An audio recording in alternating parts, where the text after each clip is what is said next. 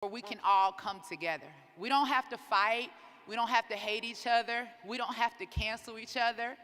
Bobby's pro-choice. I'm pro-life. Guess what? We don't hate each other. We come to the middle and we figure out, how do we move our country forward? We are fighting hard here to heal the divide. And guess what? We don't have to be separated by political party. We don't have to be separated by skin color. We don't have to be separated by economic status. We don't have to be separated by sexual preference. Because guess what? When it all boils down to it, we're all here in America sharing this land together. So I was watching IG one day, and I saw a post, and Bobby said that he was running for president. And so I said, you know what? I said, I know the Trumpers are going to kill me, but guess what? I support Bobby because I knew him personally. And I knew that this was a man that was genuine. And not only that, he was someone that truly cared about the community that I represent. And I knew that Bobby cared about the community that I represent because I was fortunate enough to be able to work with Bobby long before he ever even announced his run for president. So I saw an IG post that said, Robert F. Kennedy Jr. was coming to Atlanta, Georgia, and I had just opened up a pregnancy home. I was working very hard to try to eradicate the maternal health crisis that we are currently fighting in this country. I had Bobby's number. I gave him a call. I said, Bobby, I said, I see you're coming to Atlanta. I said, would you mind? I said, I know you're pro-choice. I get that. I said, but would you mind just stopping by and just listening to what we have to say, just seeing the work that we do here at this pregnancy home? He said, you know what, Angela?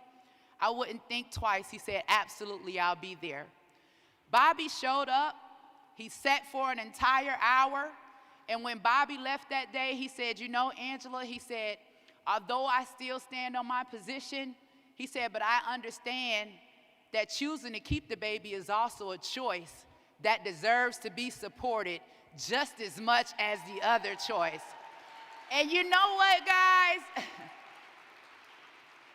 My heart was changed in that moment, and I realized it doesn't matter if we don't always agree. We can agree to disagree. But the one thing that we can all agree on is the fact that we need to come together. Am I right? Are you guys tired of the canceling? Are you tired of the fighting? Are you tired of the hate? That's just one example of what we can do when we all come together and decide that we are going to push our country forward.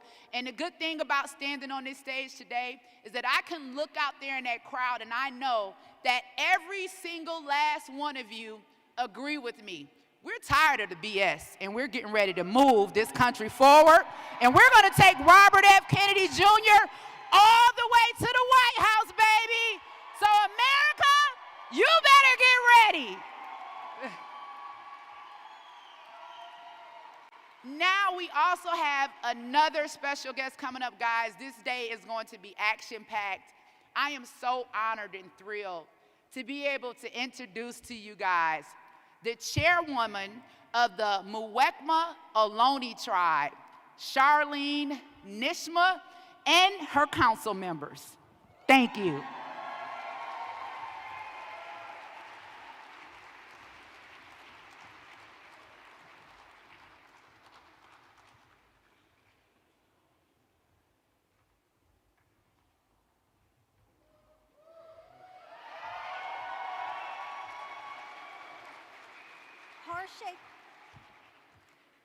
Sorry, I'm not that tall. Horshe Tuhi, Kanakrakat, Charlene Nijme, Wetresh Muwekma Walwulum, San Francisco Bay Area Tak. Hello, my name is Charlene Nijme, and I am the chairwoman of the Muwekma Ohlone tribe of the San Francisco and Oakland Bay Area. Today, as we come together for Robert F. Kennedy's announcement of his presidential running mate, we are gathered on the ethno-historic tribal territory of the East Bay, Karkine, Huchun, Halgin Irgin, Ohlone-speaking tribal groups of the Alameda and Contra Costa counties, whom were intermarried with the Yalamu, Aramai, San Francisco Costanoan Ohlone-speaking groups of the San Francisco Peninsula. These are the direct ancestors of the lineages enrolled in the Muwekma Ohlone tribe.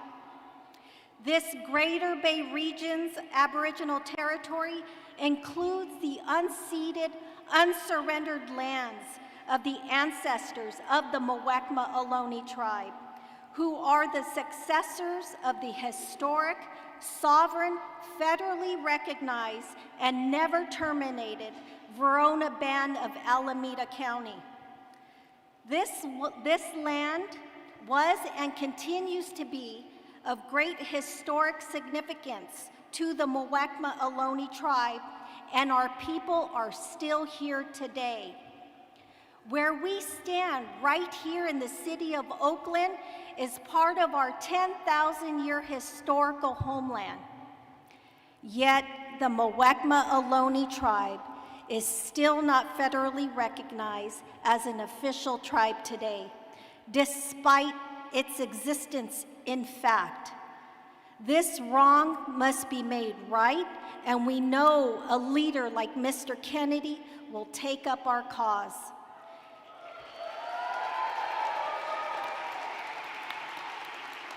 It is time we stop the continued political erasure of the forgotten tribes of California and others across the country. There are 80,000 members of unrecognized tribes in California and hundreds of thousands more across the United States in places like North Carolina, Michigan, Georgia, Virginia, Louisiana, Minnesota, Oregon, Washington, Alabama, and Tennessee, who all continue to suffer from the oppression of the corrupt system that favors special interest money over social, racial, and historical justice. Our people are suffering. We need leaders with ethical and moral courage that Robert Kennedy Jr. has. In order to stand up for what is just and what is right, Robert Kennedy Jr. has protected the rights of Indigenous people for over 40 years, and we believe in him to build on that legacy. We believe that he can and will help bring prosperity to Indian country and restore the trust between the First Americans and the United States government. That's why I am proud to announce that the Muwekma Ohlone Tribal Council has passed a unanimous resolution to endorse Robert F. Kennedy for the President of the United States. We know that this is a pivotal moment in our history and for this country, and that Robert Kennedy Jr. is that person to lead us into a brighter future. Change won't magically come to our people. It must be fought for, pushed for, and sometimes even bled for. Bobby Kennedy's father fought for us. His uncle fought for us, and they both bled for us while reaching for justice on so many fronts, and justice was nearly within their grasp. Mr. Kennedy, my people are praying for you. We're praying that you will continue to have the courage to speak the truths that bring justice to all peoples. And in this moment of pronounced political polarization, we pray for your safety and protection. I ask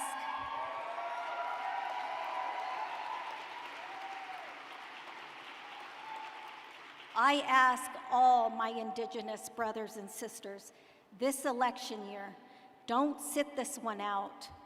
Fight for your freedom, fight for your justice, and fight for Bobby Kennedy, the way that he has always fought for us. Gish Horshe Kinan, my heart, my breath, and my spirit are with you all. Thank you so much.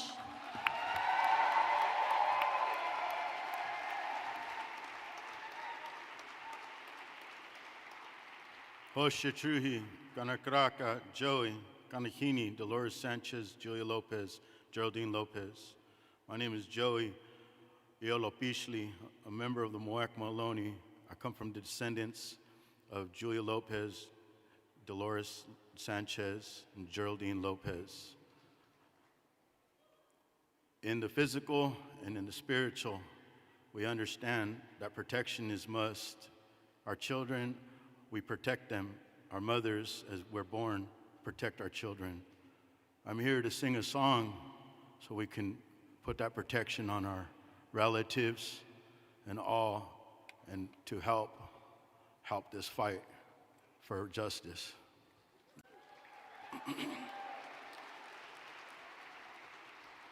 These songs were borrowed and taught to me by allies of our Miwok, Nisenan people, Razzle Dazzle, and Zaya.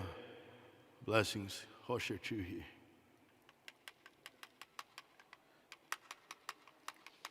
Udobo hepedi hani ayo hedi ayo ayo Udobo hepedi hedi ayo Udobo hepedi hedi ayo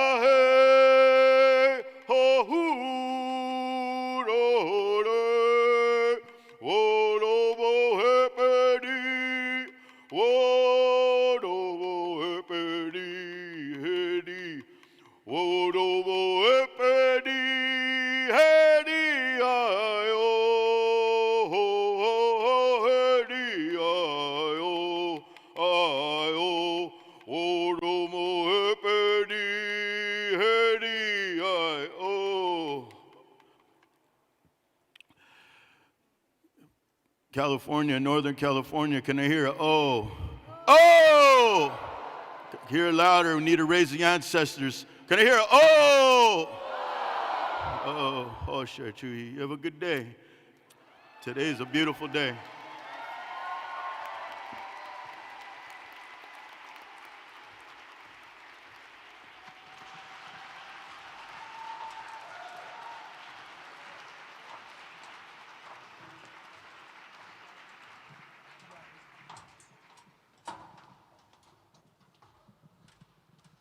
Hello, Oakland! How you all doing today?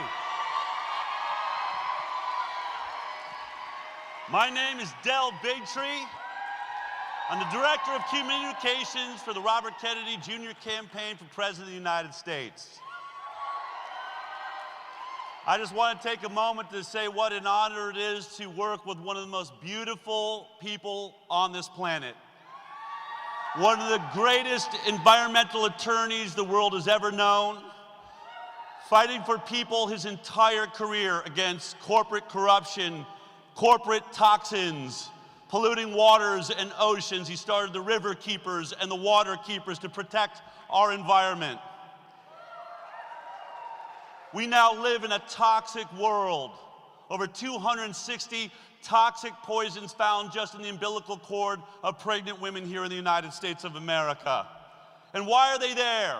Because our regulatory agencies have never done their job to protect us, but instead have been protecting the corporations from us. That is not the United States of America. That is not we, for, and by the people of America. And we've watched, over the last several years, 2 incumbent presidents, really, and here we are, watching trillions of dollars move to the ultra-rich while the middle class struggles to pay our bills, to go on vacation, to have that pursuit of life, liberty, and the pursuit of happiness.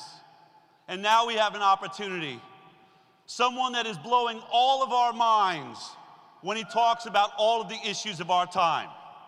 So many of the cameras that are lined up here today will call and ask, what is your strategy? We know that mainstream news has been trying to black him out, but yet he's now #1 amongst independents across the United States of America, which is now the largest party in the United States of America. That's how disenfranchised we are. #1 amongst those under the age of 35 across America. And why? What was the strategy? I'm going to lay it on you right now. It was actually very simple. We're going to let him speak his mind. He's going to speak in long-form podcasts and interviews, giving the full concept of where his ideas are coming from. He's not stuck on bumper sticker politics, short lines written by other people. I can tell you personally that everything he's saying comes from his heart, his education, his historical knowledge, which we're all watching happen in all of these interviews he's been doing. And so if you haven't been watching Robert Kennedy Jr. at Kennedy24.com, or if your family members don't know who he is yet, have them go to his YouTube channel, or Twitter, or Facebook, or TikTok, where he is changing the world as we know it. We in America are so tired of the duality, of the fighting between 2 parties, when we know we've got such important issues now. AI technologies, facial recognition softwares, our cell phones can track everywhere we're going, and they tried to use that against us during the COVID pandemic. They wiped out our freedom of speech, censored Robert Kennedy Jr., and he brought a case against our nation because of it. We watched doctors and scientists silenced at the critical moment. They should have been using social media for what it was, to share ideas and thoughts and experiences from the front line of that experience. And instead, we silenced them, shut them down, and stuck with the regulatory agency experts that told us that standing 6 feet apart from each other, locking down our businesses, keeping our children out of schools was how we're going to handle this. Only to find out now, in front of the Congress, when Tony Fauci says, yeah, that social distancing thing, that's 6 feet apart, that just kind of popped up and had no basis in science. The same man that said to us, when you challenge me, you challenge the science. Never before have we seen science owned, science stuck in its path, science so incapable of going through the scientific method of letting every scientist speak out, everyone challenge the process until we come up with the real answers. That regulatory capture of our regulatory agencies, that corporate corruption that owns our government will only stop in the hands of one man, Robert Kennedy Jr. So tell your friends, tell your families, if we're actually going to handle the issues of our time, if we're going to get out of these wars that are taking trillions of dollars from us, destroying our economy for wars that never end, if we're going to stop that, we need someone bold, someone beautiful, someone that has stood up for us from the beginning. That's Robert Kennedy Jr. I'm so honored to have you all here in Oakland. This is the next step in what's been just an incredible, miraculous journey.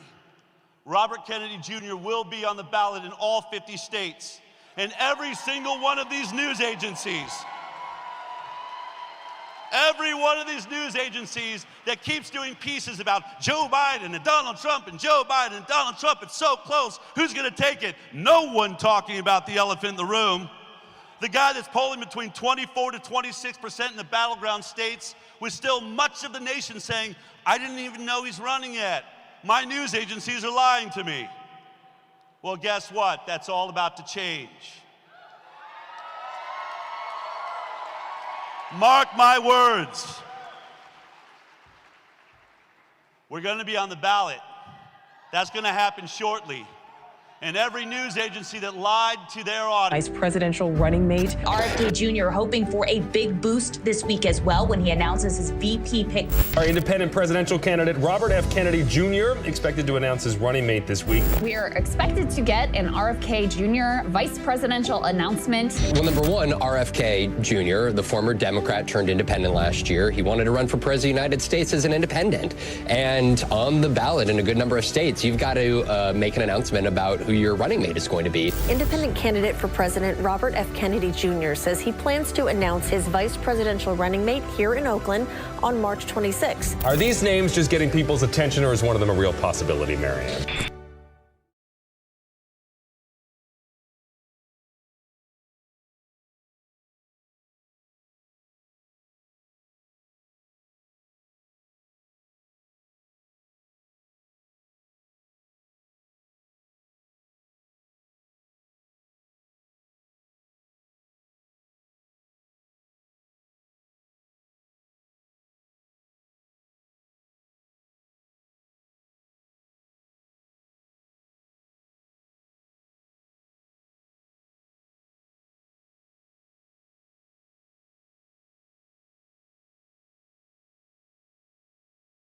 So I hate to be a Debbie Downer, but I have a story to tell, and I think it's one that a lot of you will relate to.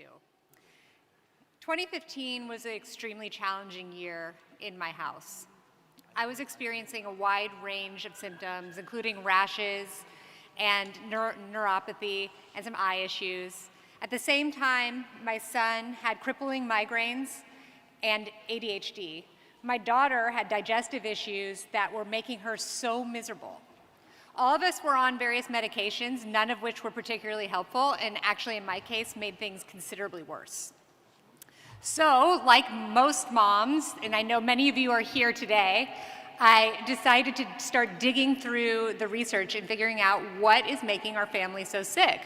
So I read an entire library of functional medicine books, and I ran some tests and found that we had severely imbalanced microbiomes and our nutrient levels were extremely low, even though we were eating all this food.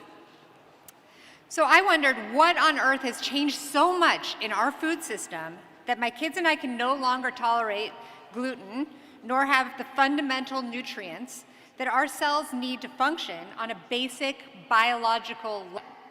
That should be horrific. That number in 1970 was 1 in 10,000, by the way. What the government, media, and universities won't discuss is that our food supply is literally covered in carcinogenic, endocrine-disrupting, microbiome-destroying pesticides. Our farmlands have become a dumping ground for toxic chemicals that our regulators either refuse to test or they do test and then they lie about what they found.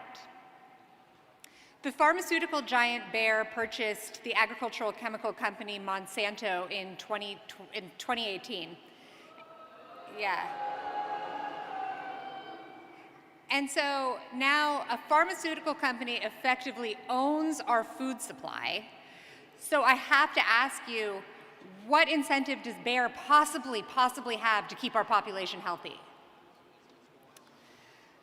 This is the same old story of the prioritization of corporate profits and bureaucratic power over our basic right to human health. It's enabled by full regulatory capture of our food and farming system, and it must stop immediately, and Bobby Kennedy's the only person who can do it.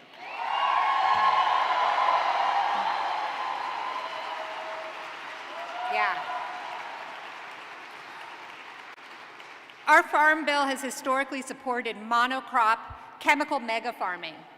We absolutely urgently need to pass a farm bill supporting family farmers, regenerative agriculture practices, and nutrient-dense crops beyond the clutches of the Roundup-ready GMOs that are making us all sick.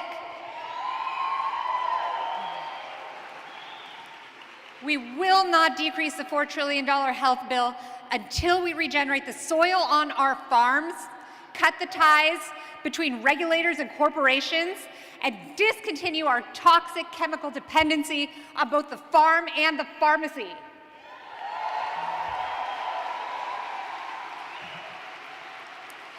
Kennedy's promise to unravel corporate capture will help end this chronic disease epidemic.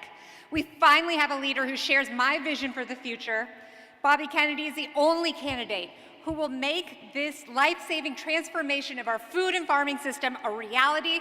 Tell corporations, by the way, your reign over regulators is over. And deliver the basic right to health back to the hands of the United States citizens. Thank you.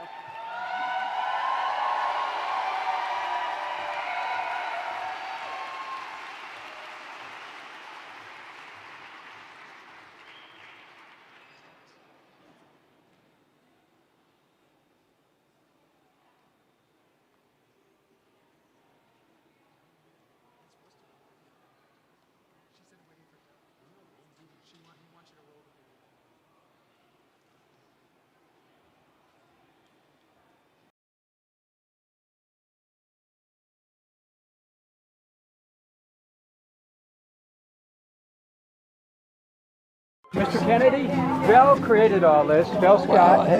Welcome, Mr. Kennedy. This beautiful farm, which is an organic farm in the middle of what people would call a blighted community.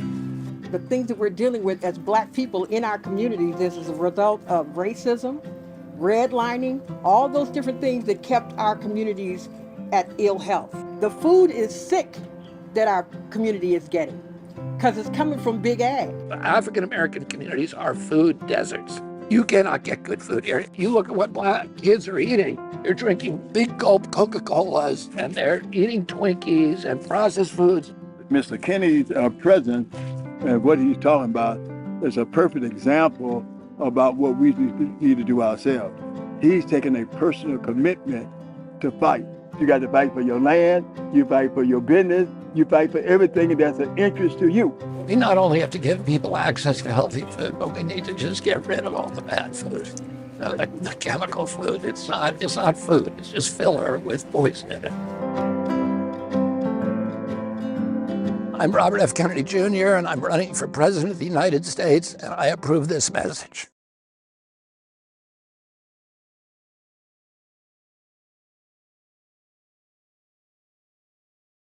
Hold your horses, we're moments away.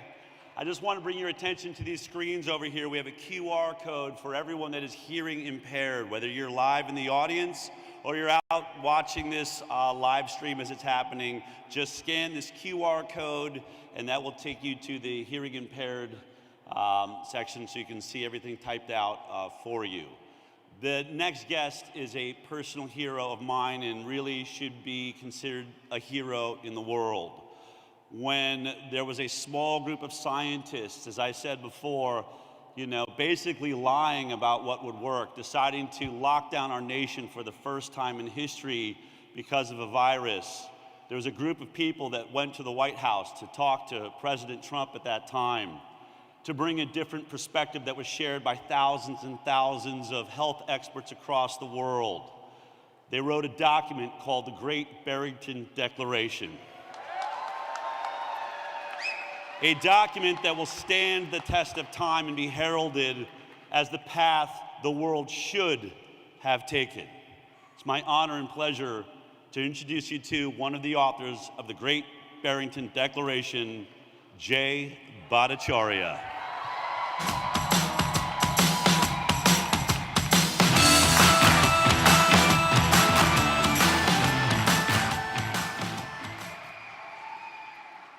Never given a speech at a political rally, but my God, First, I want to thank Mr. Kennedy for the opportunity to speak today on this important day in American history. And I wanted to take the chance to make a case for the First Amendment and for free speech. I know that Bobby Kennedy has been the victim of an effort to censor his voice. And I have to say that I've been the victim of this same effort to censor free speech in this country. I am a scientific dissident. I've been a professor at the School of Medicine at Stanford for over 20 years. The Great Barrington Declaration, how many people signed it? God bless every one of you. It was a document I wrote with professors at Harvard and Oxford in October of 2020. The world was locked down. We had closed our schools, we had closed our businesses, we had closed our churches on the idea that it was necessary for our health. But I knew for a fact that that was a lie, that there were tens of thousands of doctors and scientists who said that we didn't need to lock down. We didn't need to close our schools, we didn't need to close our businesses, we didn't need to close our churches. We proposed instead better protecting vulnerable older people. We proposed not disrupting the lives of our children. Following similar ideas, the Swedish Public Health Authority protected human life much better than Americans. In fact, they have among the very best outcomes in protecting human life during the pandemic without lockdowns, without disrupting the lives of our children. Their kids suffered no learning loss at all during the pandemic. Their elderly were protected better, and their young people lived as close to a normal life as possible. Lockdown California, my kids didn't see the inside of a classroom for a year and a half. Florida opened its schools, and they have higher life expectancy and better outcomes, economic outcomes, psychological outcomes, and health outcomes than California did locked down.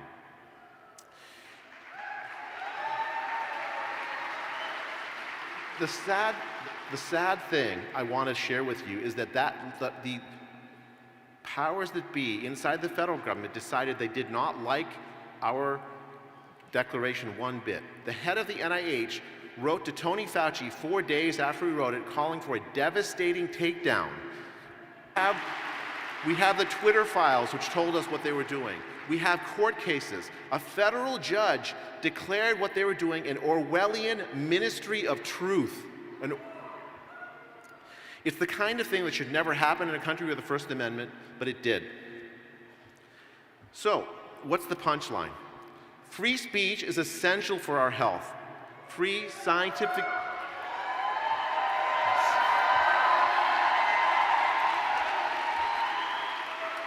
We need dissidents. We need dissident voices in public health because they're very often right.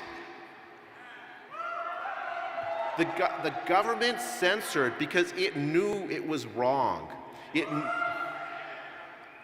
We need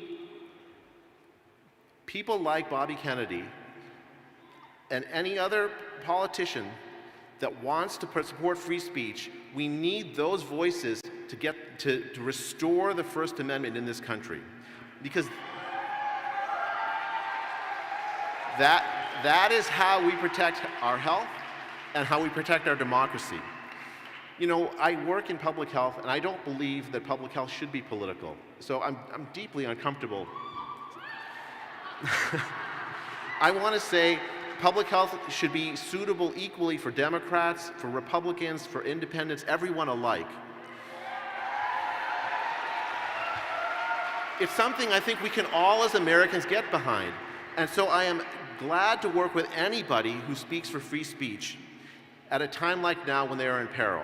And I'm delighted that Bobby Kennedy has lent his considerable voice to the cause. Thank you very much.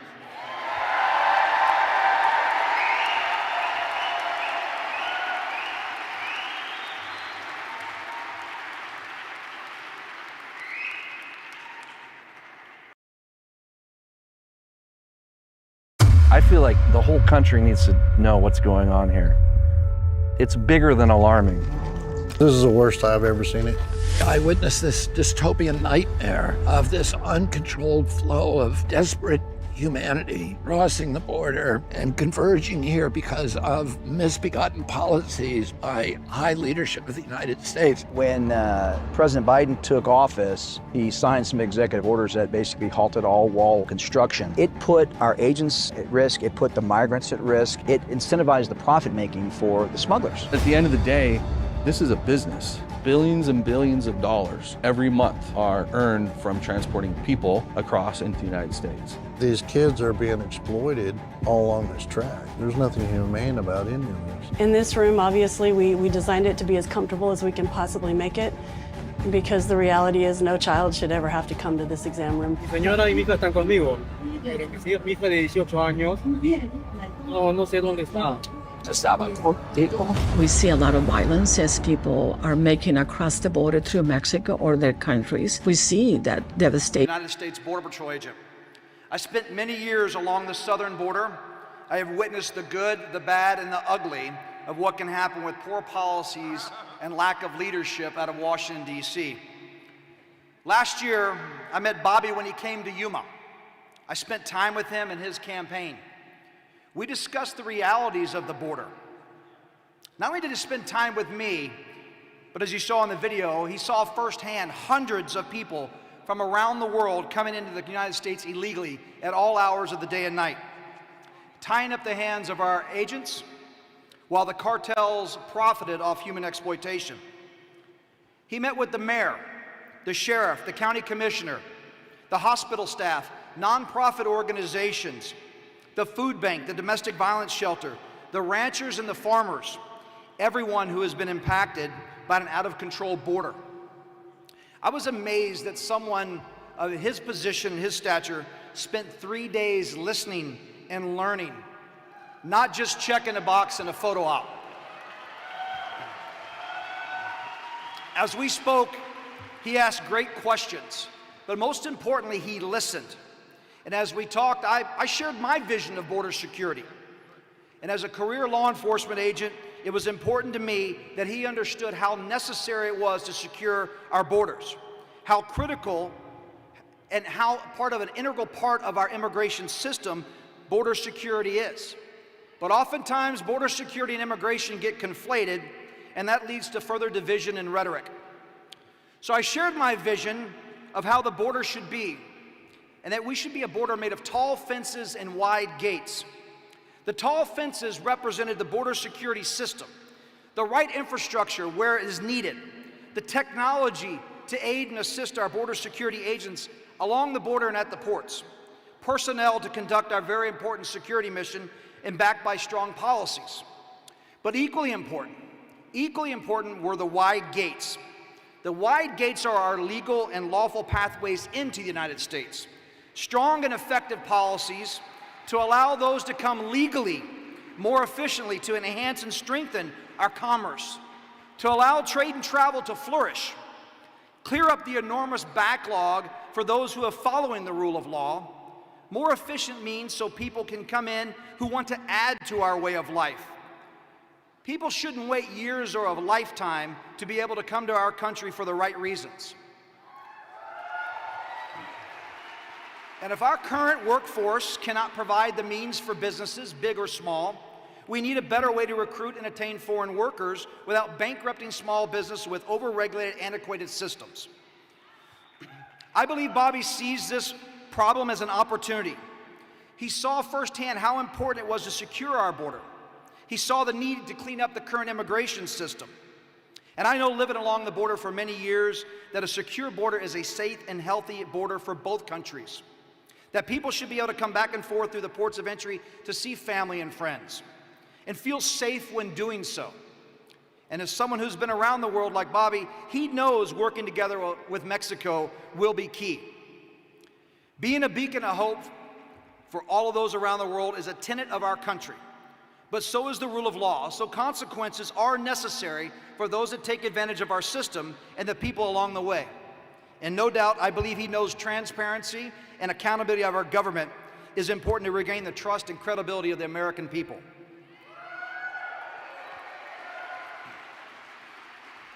As I said a moment ago, I met Bobby last year, and I've grown to know that he sees these challenges through a compassionate and common sense lens, which is so desperately needed today. Taking clear, kind, and common sense action by creating tall fences to protect our country from the human exploitation, which profits from more Americans being sick. Guys, without further ado, Cali means.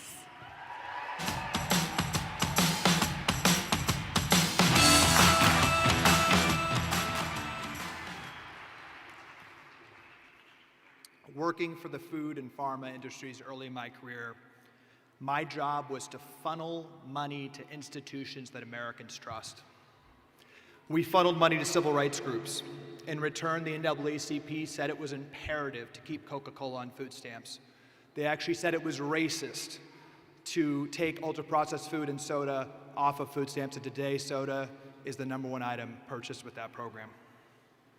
We funneled money to medical organizations. The American Diabetes Association, of all groups, took millions of dollars from Coca-Cola, and they said small cans of the drink was a good choice for diabetics. The American Academy of Pediatrics, 80% of their funding comes from the pharmaceutical industry. We funneled money to researchers. I was shocked as a junior employee to be communing with top professors at Harvard and Tufts Nutrition School. I found that 11 times more funding comes from the food industry for nutrition research than the NIH. I found out that more than 50% of the Harvard Med School budget touches pharma in some way. We funneled money to the media. Pharma funds over 50% of all TV news funding, and I realized that wasn't to influence consumers, that was to influence the news itself. That's why during COVID, which was essentially a foodborne illness, this was really a condition that did not kill metabolically healthy people.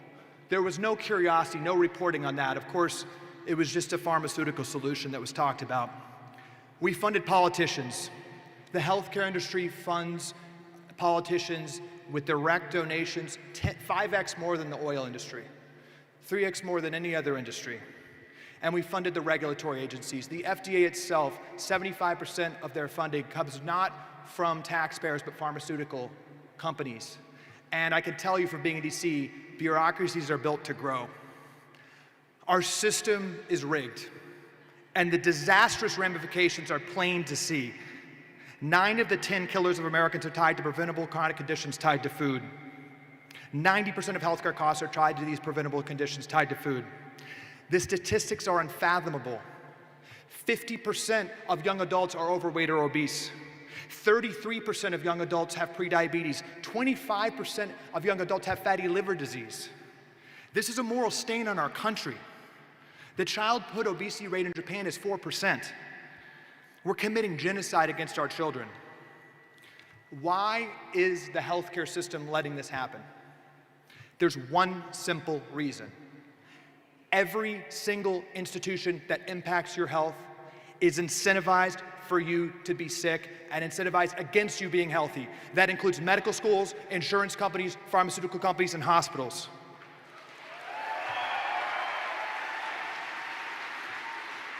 An unemotional statement of economic fact is that there has been no more profitable invention in the history of America than a sick child, than a child with chronic disease. They suffer and rack up more comorbidities and more interventions, but they don't die. They just suffer.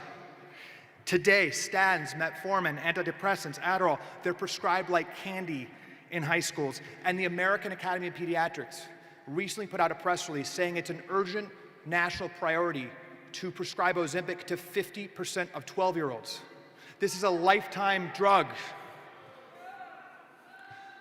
This is a story of optimism. The American people want to be healthy. They want their kids to be healthy. They want to thrive. The incentives are stacked against us. They've been stacked against us quickly, and they can change quickly with leadership. We need a president who questions the science, that doesn't just trust the science. We need a president who realizes that this devil's bargain between the food industry making us sick and the healthcare industry profiting is the biggest issue we face. We need a president who has the moral clarity to appoint Dr. J to lead our medical policies, to appoint Kelly Peterson to oversee our agriculture policies. We need a president who will stand up to pharma lobbyists, who will stand up to corrupt bureaucrats at the NIH and the FDA. We need a president who will say less Ozempic, more exercise, less SSRIs, more sunlight and healthy food. We need a president who has the moral clarity to declare a state of emergency for the childhood chronic disease epidemic that is savaging our human capital. And we need a president who realizes, we've talked about childhood disease so much, this is the most important issue in our country. And we need a president who understands that we cannot poison our kids at scale. And we need a president that has a plan to fix it. We need a Kennedy in the White House. Thank you.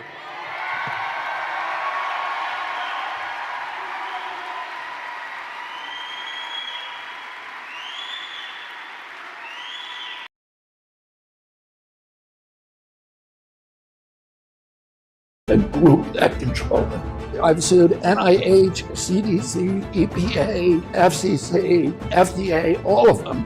I've brought many, many suits against the Department of Agriculture. The USDA represents and promotes the interests of big factory farms, of industrial agriculture, of big companies like Monsanto, Cargill, Tyson's, Purdue, and the big petroleum fertilizer companies, in other words, the oil companies. And they really, USDA operates full-time to punish and destroy the small farmer in this country and to promote the mercantile interest of these big industrial agricultural interests. Americans can see the corruption, and we all have this feeling that this system has been rigged against the American middle class. They're strip mining the wealth from the American people and destroying the health of our children and causing this chronic disease epidemic that is the biggest blight on the American middle class in our country, and that it's being used to benefit this oligarchy, this new corporate kleptocracy.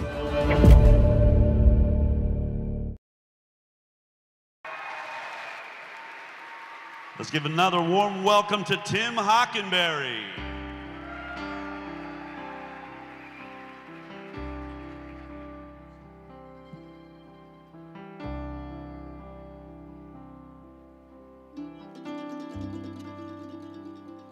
As I went walking that ribbon of highway,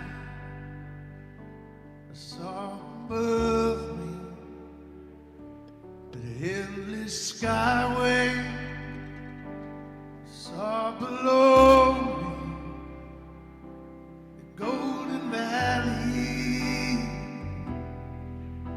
Oh, this land was made, you and me. I roamed and rambled,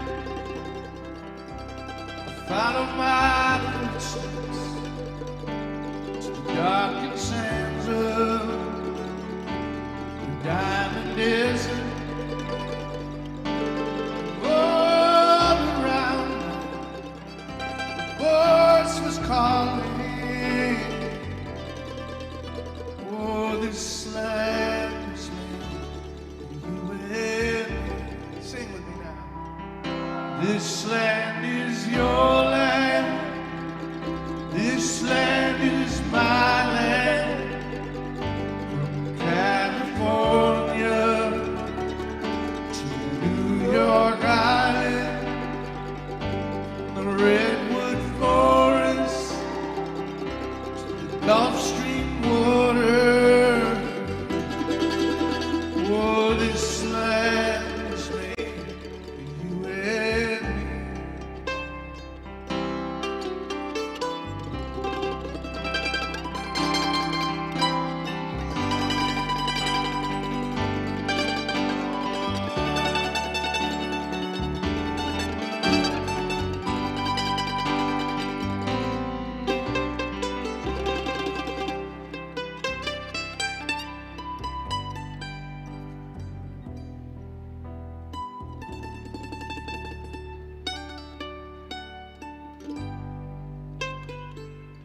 when the sun came shining, I was strolling, the wheat fields waving, the dust clouds rolling, the voice came chanting, the fog was lifting. Oh, this land was made for you and me. Sing it with me. This land is your land. This land is mine. From California to New York Island, the redwood forest, the Gulf Stream water. Oh, this land was made for you and me. I say this land was made for you and me. I mean everybody in this land was made for you and me. Oh, I mean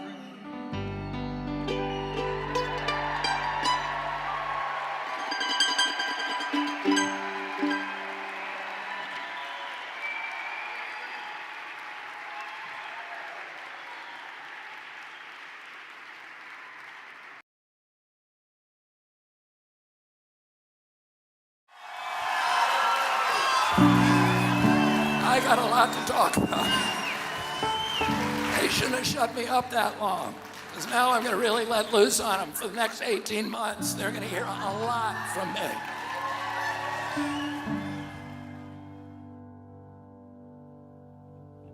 We've used our editorial judgment in not including extended portions of that exchange. I don't know how we're going to reach people now. I know that there's a lot more availability of press now that I've announced, so that I'm going to be able to talk to people that I haven't been able to talk to for 18 years, that I've been censored in talking to. If we can't have a common consensus about what is true and what is not true, we're going to be at each other's throats. And then the government's remedy for that is silencing people who disagree with the official story and marginalizing them and vilifying them and gaslighting them and, making them pariahs. How can the Kennedy campaign today in the face of all this hostility? So far, the internet has been our friend to some extent because it is in our hands and it's possible for us to live stream.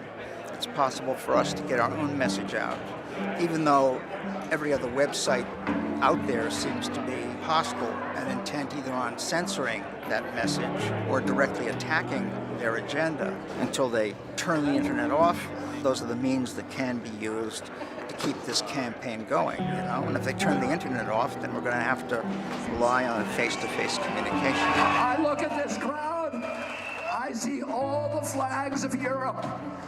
I see people of every color. We're living in a sea of propaganda and censorship. And when I look at the media, it's all these narratives. They all want you to get to think and act in a certain way. And most people they don't have a good defense against propaganda. Between Facebook and the White House, there was an acknowledgement that they were being asked and they were complying with censoring information that everybody knew to be true. Tapped up the cost of the Ukraine war to $113 billion. I am not going to run a mean-spirited campaign or a personal campaign against President Biden. And I think everybody wants safe vaccines. Look, when the horse track is muddy, all horses have a chance to win. Well, look at where politics in our nation and our world is today. It's a muddy horse track. Bobby has a great chance of doing this. We have a poll. Kennedy Jr. has basically been nowhere, yet he's at 20%. And with an absolutely hostile media campaign. A new poll from Echelon Insights finds that Robert F. Kennedy Jr.'s favorability numbers among likely voters are the same as Vice President Kamala Harris's and Donald Trump's at 39% and just a few points below President Biden, who has 43%. But the more notable statistic here is that RFK Jr.'s favorability is skyrocketing.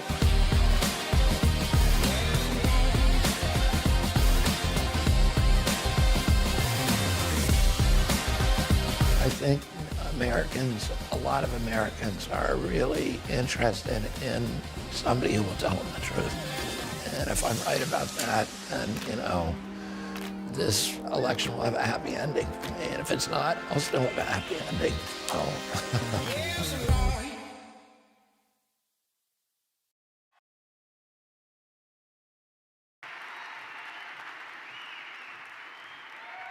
Oh, wow, this place is getting packed. I'm talking about you guys are in here. How are you feeling so far? Are you loving it? Wait, let's try this again. I've got another question. Are we taking Bobby to the White House?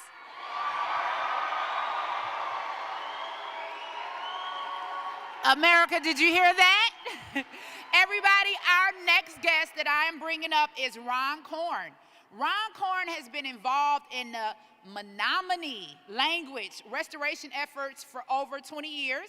He has dedicated his career to learning and teaching the Menominee language. He's done it throughout his career at high schools, the college level, and in tribal programs, and all throughout the community through his nonprofit organization. Everyone, let's give it up for Ron Korn.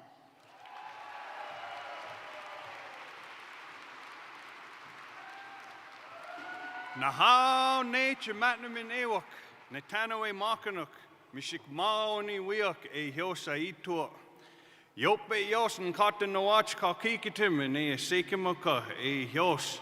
Nene ayawi and ayah mut sakwat, taminaka o matnamin e hake ne wapium. Awasan ne totam, no na ni wopit te shiwinini, ne kia kishitna te shiaki, ne mata mose maya awasesa, ne anen ni chianok, ne tatnawak tatino ne kut nosesa. Hello everybody, how are we feeling today?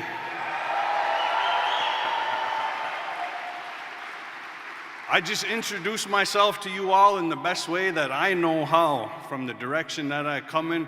And I'm more than happy to be here to offer these words to start this campaign out.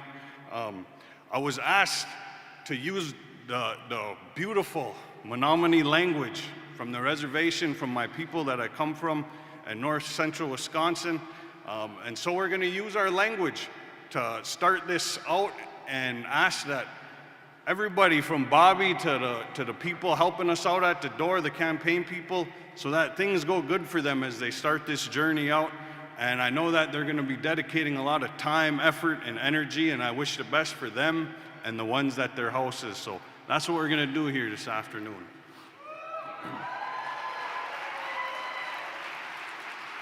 Nahau, enote hayane kut ke samanato, ke masamasanoak, koko masamanawak. Una opmini nata mokan watakun.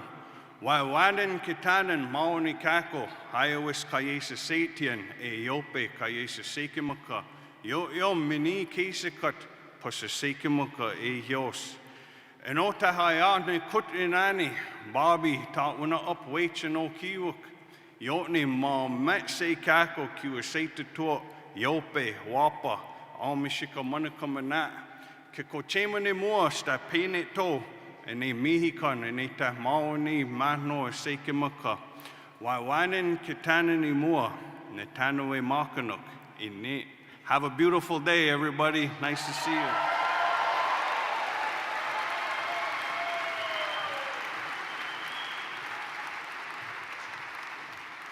And we're going to keep this right on going. We have an awesome performer coming up. She's going to sing for us.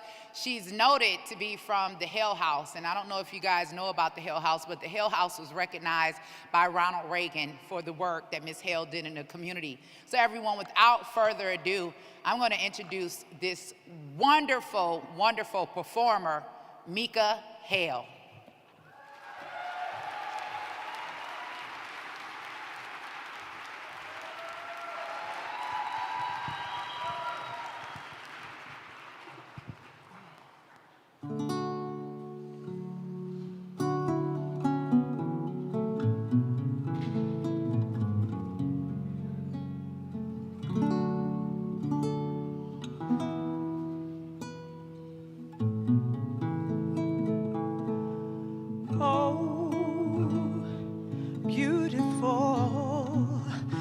for spacious skies, for amber waves of grain,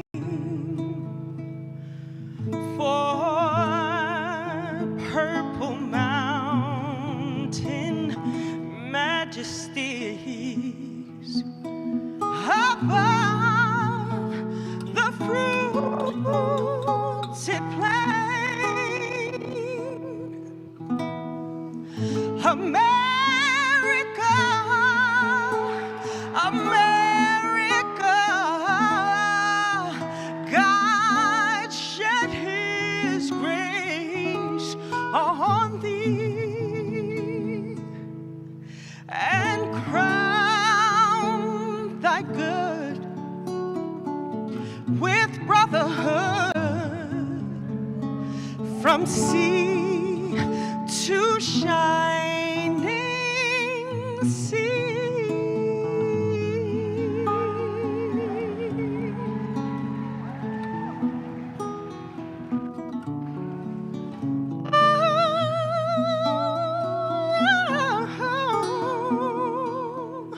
Oh, beautiful, for heroes provide in liberating strife. Oh, more than self, their country loves, and mercy more than life. America, America, may God thy gold refine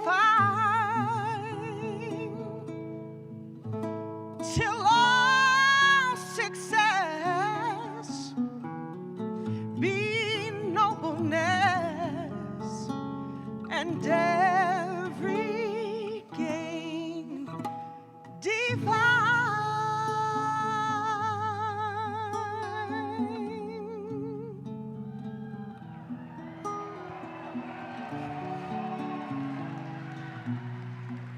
Every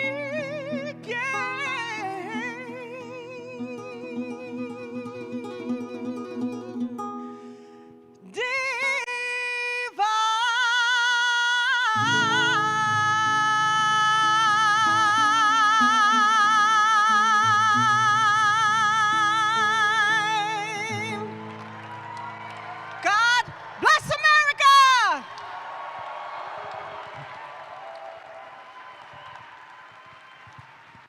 Ladies and gentlemen, please welcome to the stage the Chief of Staff for the Kennedy Campaign, Miss Bridget Rasmussen.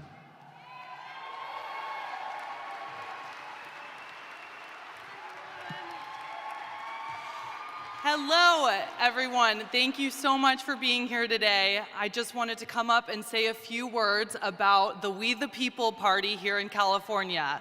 Who's heard of We the People? Woo! Awesome. Amazing. So as an independent candidate, Bobby does not automatically appear on the ballot here in California.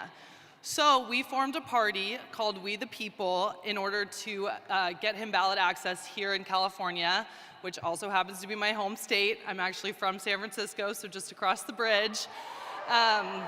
So we've got dozens of volunteers here. They all have green badges, and they can all walk you through the steps in just a couple minutes to register for We the People. And that's how we're gonna get Bobby on the ballot in California and eventually get him in the White House. So, yep. Thank you so much again for being here and being a part of this historical day.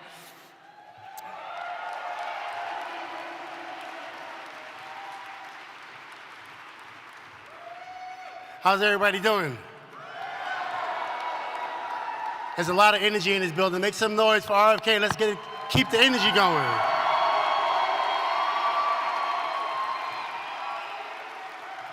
Well, we're going to do something collaborative to make sure we continue to show our support. So I want everybody to pull out their phones right now, or in 3 seconds, and I want you to text FUTURE to 20241. Remember, text FUTURE to 20241. And is everybody ready to declare their independence? Is everybody ready to declare their independence? Everybody watching in this audience, once again, text FUTURE to 20241, and we're gonna see you soon.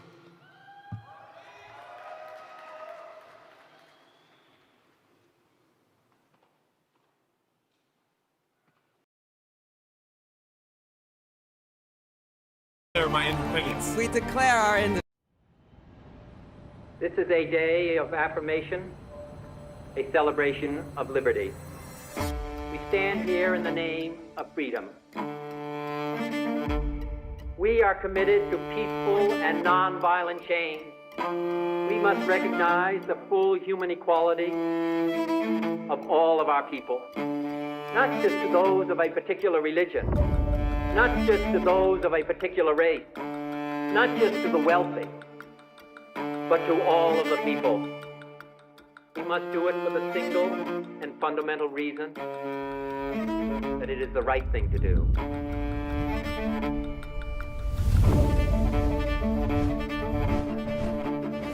A new twist this morning for the country's most famous political dynasty. RFK Jr. plans Robert F. Kennedy Jr. independent on October 9th in the state That it's time to heal a divided nation and return the power to the people. Robert Kennedy Jr.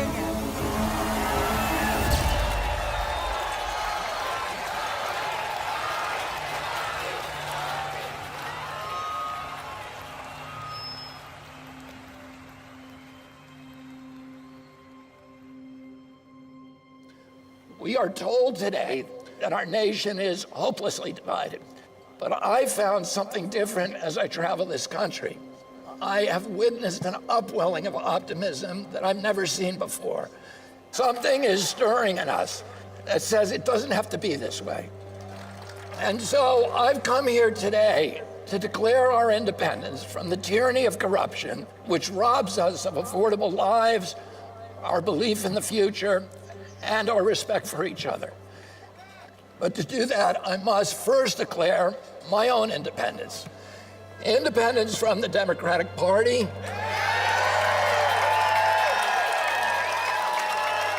and from all other political parties. I haven't made this decision lightly. It's very painful for me to let go of the party of my uncles, my father, my grandfather, and both of my great-grandfathers. But my sacrifice is nothing compared to the risk our founding fathers took when they signed the Declaration of Independence 247 years ago. They knew that if their revolution failed, every last one of them would be hanged. They chose to place everything on the line. When John Adams put his pen down after adding his signature to the Declaration, he turned to those present and he said to them, sink or swim, live or die, survive or perish. From this day on, I am with my country. I'm going to make that same pledge to you today so that I can stand before you, as every leader should stand before you, free of partisan allegiance, free from the backroom deals, a servant only to my conscience, to my Creator, and to you. Every president enters office promising to unite the nation and to work with people from the other party across the aisle. None of them ever does it. They can't. They're already chosen a side. Well, I'm not going to have that problem. I'm going to build coalitions from both sides of the aisle. And except for the small minority of public officials who are actually corrupt, I'm going to tell you this secret. They too want liberation from the system that has captured them. And isn't that ultimately what we all want? Liberation from a system that robs us of our wealth, our health, our hope, our patriotism, our ideals, our freedoms, and ultimately our sense of ourselves as a good and capable people. Is healing our divided nation possible? Let's go take back our country. God bless you, and God bless the United States of America. I declare my independence. I declare my independence. I declare my independence. We declare our independence. I declare my independence. We declare our independence. I declare my independence. We declare our independence. I declare my independence. I declare my independence. Yo declaro mi independencia. We declare our independence. I declare my independence.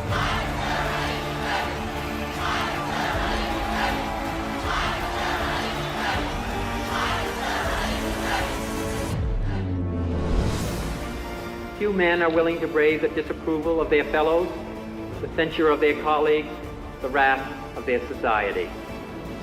Moral courage is a rarer commodity than bravery in battle or great intelligence.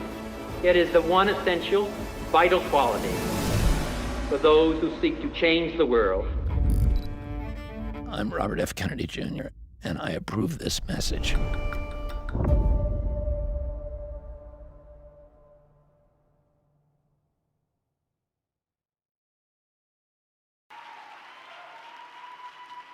Ladies and gentlemen, the brilliant, the beautiful, the hilarious Cheryl Hines.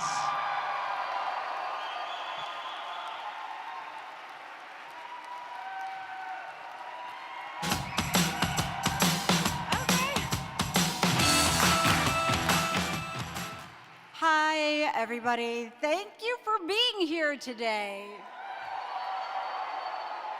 Oh my gosh.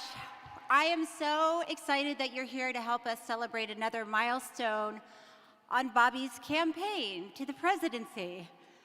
Yes. And I just want to take a moment to say, as we move through our day, let's think about the people in Baltimore who are experiencing their tragedy, and we want to keep them in our thoughts, in our hearts, and our prayers today. Yeah.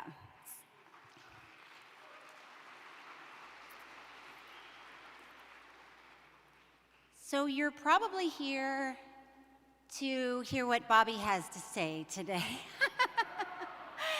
It's a very exciting day, and you will not be disappointed.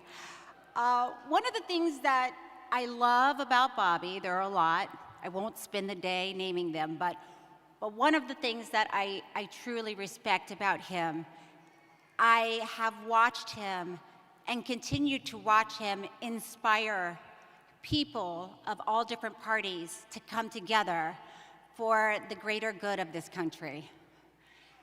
Yeah.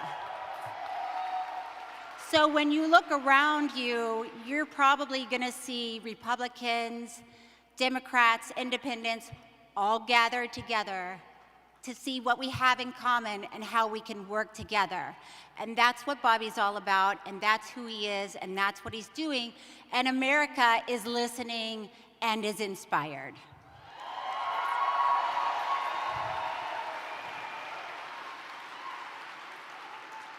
All right, I think we should just do it. Are you ready to hear from Bobby? Are you at all interested to hear from the new VP pick? Okay, well let's make a lot of noise. I want to really hear how enthusiastic you are about this. Please, ladies and gentlemen, put your hands together for my love for the next president of the United States, Robert F. Kennedy Jr.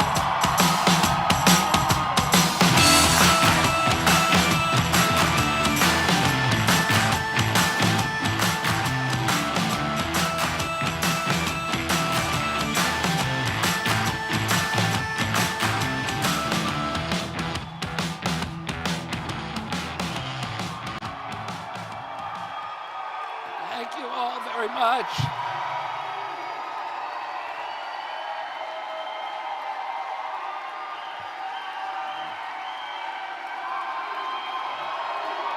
Thank you all very much.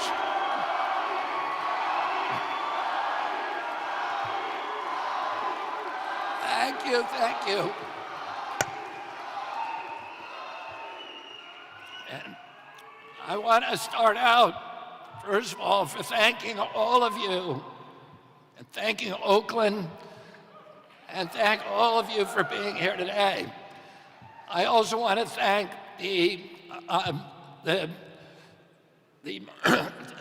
tribal chiefdoms, the Mu'ekli Ohlone tribe, and the chairwoman of the tribal council for endorsing me today, for putting their faith in me.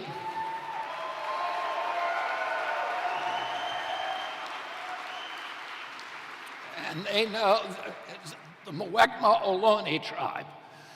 Oh, and they know very much that this struggle for indigenous rights has consumed a lot of my life, my personal and my professional life, and that this work is going to continue when we're in the White House.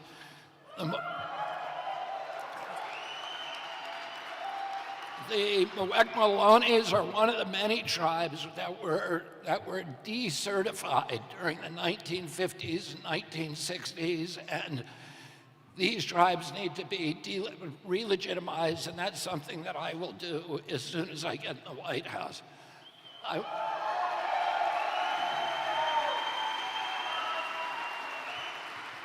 want to say something about Oakland. My father spent a lot of time doing hearings in Oakland on the poverty issues for the Poverty Committee in 1967 when he was United States Senator, and then he came back here in 1968 on the presidential campaign.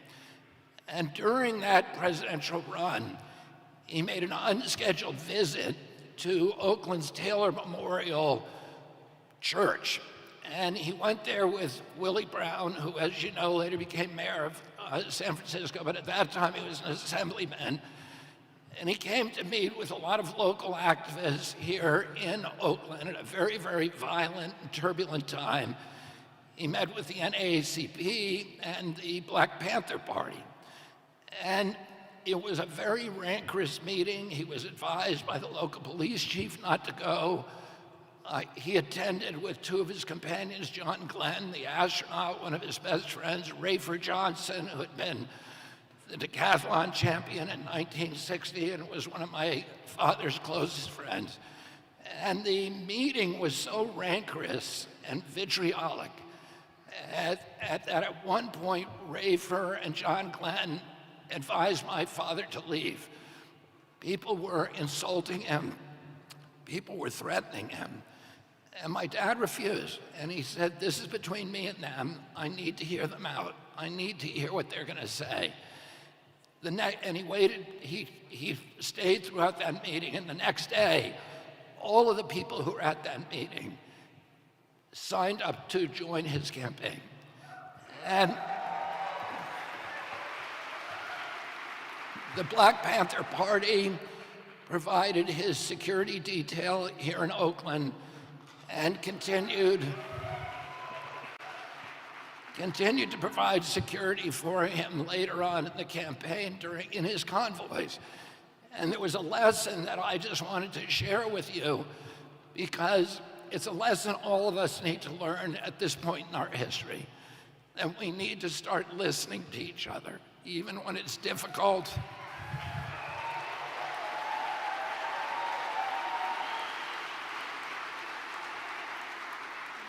We need to sit through the anger. We need to sit with each other and listen to the feelings and not walk away and not see each other as enemies, but learn to love each other even through that anger and vitriol. We need to start coming back to each other as Americans again.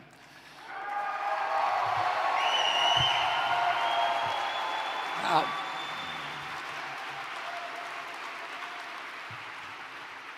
the last time I was in Oakland was when I served on the trial team in the Monsanto cases, and we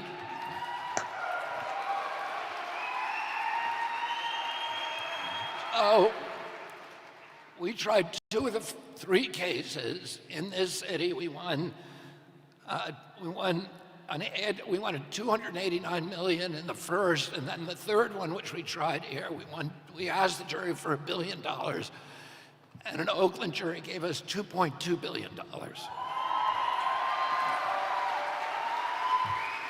And that brought Monsanto to the negotiating table, and we settled then all 40,000 cases. But I lived here for several months during that trial, and I got to really love the city. The Monsanto case was the latest in a lifetime of battles for me to get poisons out of our food and out of our farms and to restore our soils. That effort has consumed a lot of my life. And I wanted a vice president who shared my passion for wholesome, healthy foods, chemical-free, for regenerative agriculture, for good soils.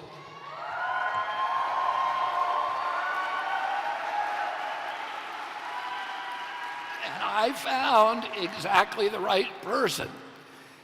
And among other things, she has used over the past several years cutting-edge technology, including AI, to calculate the catastrophic health consequences of toxins in our soil, our air, our water, and our food. Technology has been a lifelong passion for my future vice president. This is important because I also wanted a vice president who shares my indignation about the participation of big tech as a partner in the censorship and the surveillance and the information warfare that our government is currently waging against the American people.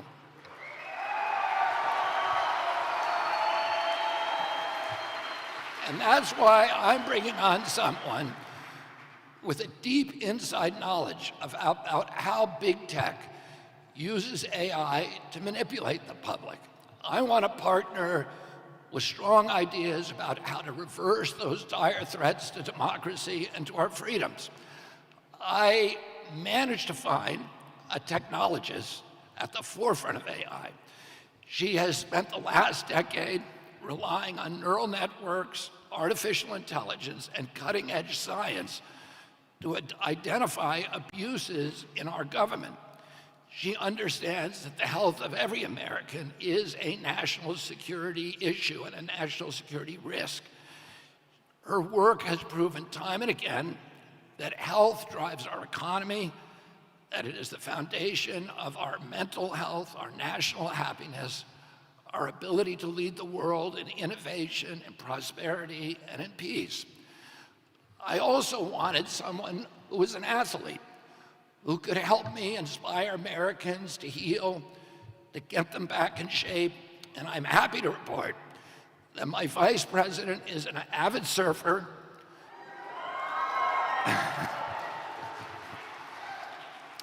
who attended school on a softball scholarship. I wanted right here in Oakland. I wanted someone who was battle-tested, able to withstand criticism and the controversy and all the defamations and slanders and perjuries that are thrown against anyone who embarks on a presidential campaign. I wanted an advocate who has seen corruption of our regulatory agencies firsthand, who shares my indignation about the way it allows regulated industries to commoditize our food, our wildlife, and our children. I wanted someone who would honor the traditions of our nation as a nation of immigrants, but who also understands that to be a nation, we need secure borders. I wanted a partner who was a gifted administrator, but also possesses the gift of curiosity, an open, inquiring mind, and the confidence to change even her strongest opinions in the face of contrary evidence. I wanted someone with a spiritual dimension and compassion and idealism, and above all, a deep love for the United States of America.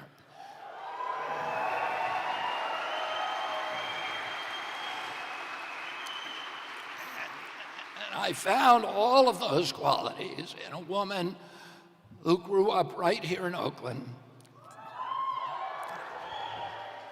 the daughter of immigrants who overcame every daunting obstacle and went on to achieve the highest levels of the American dream.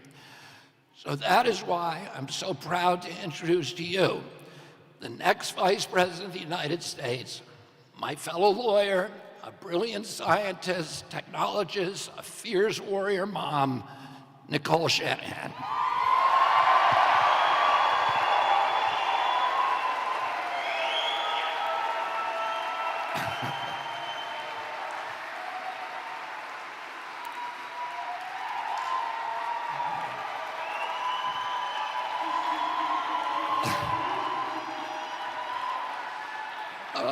I'm going to tell you a little bit about Nicole before we bring her out here. Then we're going to see a video.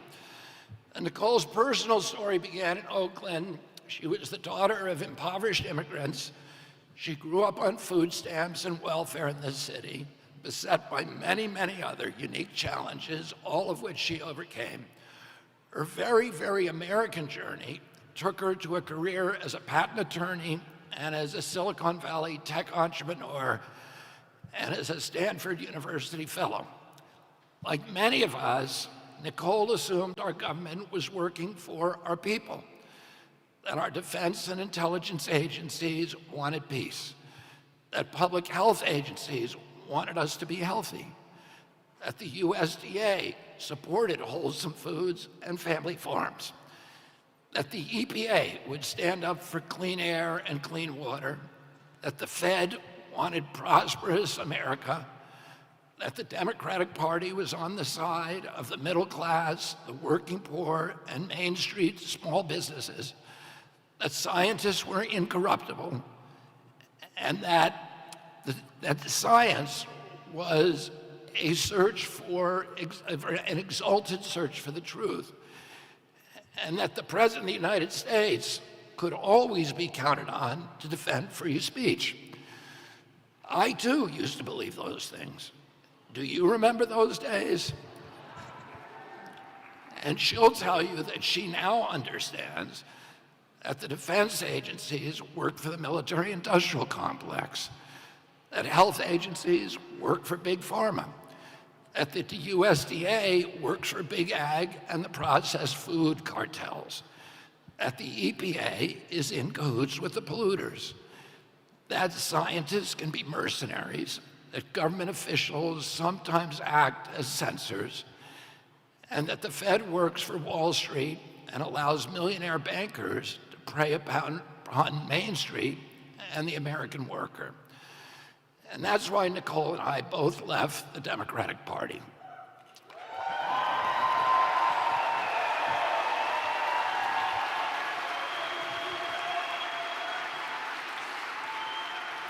Our values didn't change, but the Democratic Party did. The things that we love are still the same. We love our families, our children, and our faith. We love clean air and clean water and productive soils and good food. We love the wilderness and our Purple Mountains majesty. And above all, we love our country.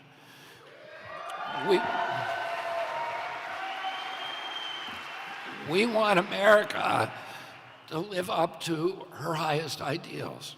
We want her to be an exemplary nation again, a global leader in freedom, opportunity, and responsible government. We want America to be a peacemaker, a moral authority. We want our children to grow up, as I did, in a country for which they feel love and pride. We want them to feel safe and to have every opportunity for dignity, prosperity, and community. We want them to have confidence in their futures. We want them to have the best education. We want America to be friendly to farmers and entrepreneurs. We want America to honor its veterans and its teachers. We want scientists to stand up for science and for truth. And we want our government to defend our right to free speech.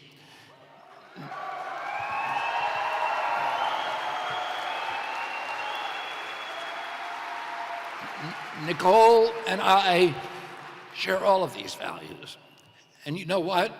Despite the artificially orchestrated divisions, nearly all Americans share the same values that we do. And I'm grateful that Nicole has put her self-interest aside and made the momentous and very, very difficult decision to embark with me on this extraordinary crusade to win back our country.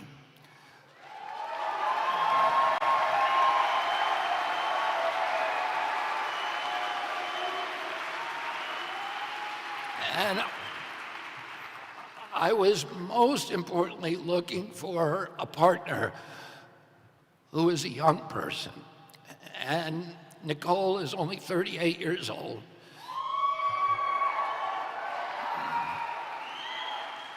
And I wanted that because I want Nicole to be a champion to the growing number of millennials and Gen Z Americans who have lost faith in their future and lost their pride in our country. Many in her generation have stopped believing that older people who have been running our government for so long understand them or represent their interests. That older generation that now dominates Congress, the Supreme Court, and the White House is the same generation, the same people who ran up the $34 trillion debt, and millennials and Gen Z and their children will shoulder the burden. It was my baby boom generation that unleashed the epidemic of chronic disease that has made America the sickest country in the world. The only response to this calamity by government officials today is to gaslight us into pretending that it's all normal, that it's not really happening. Nicole and I both share doubts about the corporate captured uniparty and that it can produce leaders capable of imagining a different version of America, a hopeful version of the future. We both have doubts that either the Democratic or Republican Party nominees are capable of dealing with the complexities and fulfilling the great promise of a technology-driven economy. In the right hands, technology can be America's salvation. It can give us the path out of debt chaos, out of environmental ruin, out of the chronic disease epidemic. But we both fear that in the wrong hands, technology can turn its power against humanity. We don't think that either President Trump or President Biden understands the promise or the peril of technology sufficiently to direct its trajectory toward freedom and healing and prosperity.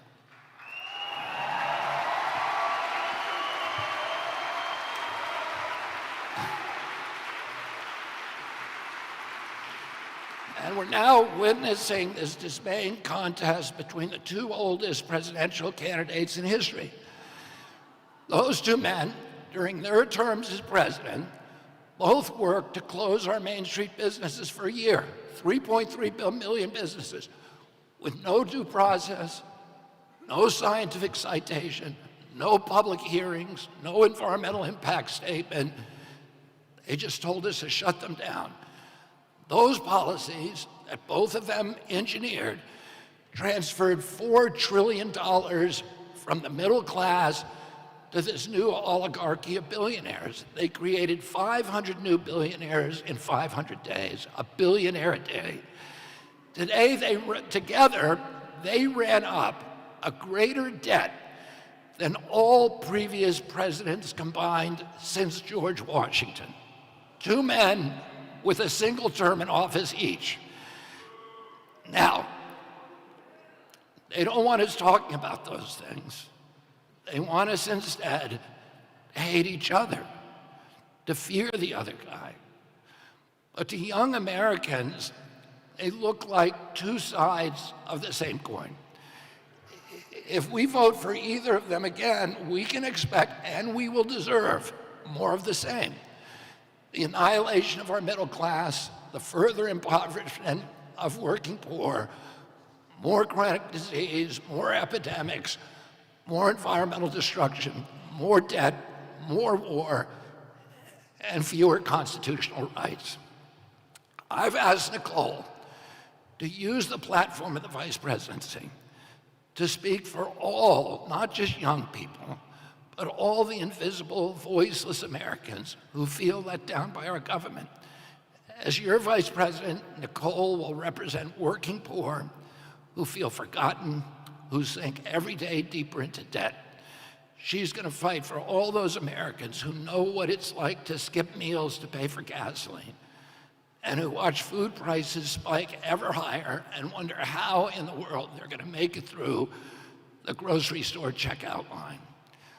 I want her to stand up for the children who are receiving substandard educations, and for the veterans who are feeding their families in soup kitchens, and for the 1.1 million American children whose parents served in Afghanistan and Iraq, and who silently struggle with PTSD and with traumatic brain injury. I want her to represent the mothers who struggle to protect their children from bad chemicals, bad pharmaceuticals, and bad food.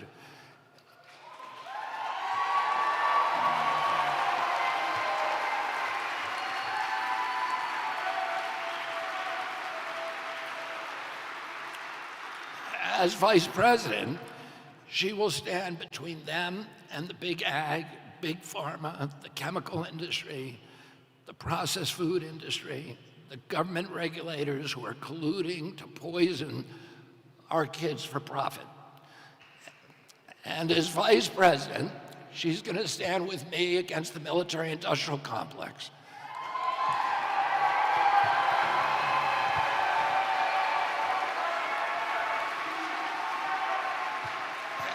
And the neocon interventionists and all of their forever wars.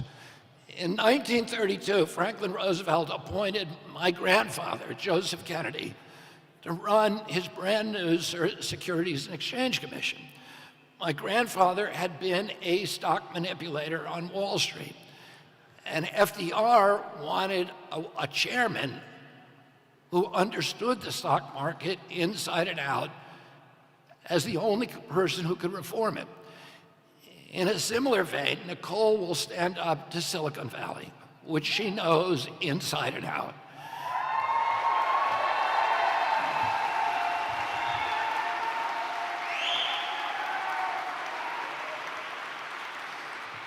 And she's going to stand up to Wall Street, to the big banks, the larcenists, K Street lobbyists, the regulatory czars, the unbridled central bank money printers, the crony capitalists, and all of the other people who have turned our country from a democracy into a corporate kleptocracy. These are the people.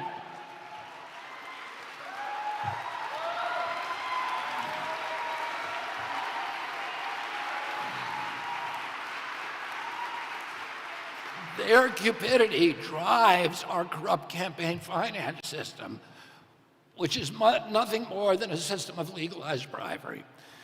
This is a system that has put agency capture on steroids and made our government regulators sock puppets for the industries that they're supposed to regulate. The corrupt merger of state and corporate power now straddles our nation's capital like a mythical harpy, sucking the economic, social, and moral vitality out of the nation's polity of free citizens, gorging itself on the bleaching bones of the American middle class. Nicole is going to help me free our country from that predatory cabal.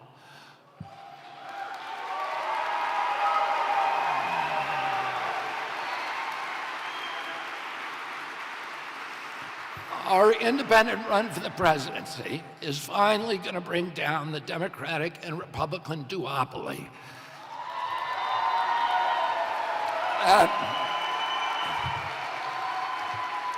That gave us this ruinous debt, chronic disease, endless wars, lockdowns, mandates, agency capture, and the same Trump-Biden uniparty that has captured and appropriated democracy and turned it over to BlackRock, State Street, and Vanguard, and the other corporate donors.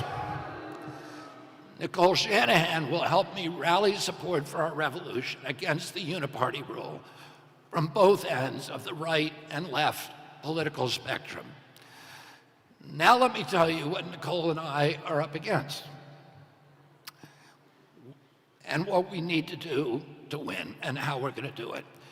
The New York Times this week published an article estimating that the Democratic Party war chest will ultimately be, which is $1.1 billion today already, the largest in the history of any political party.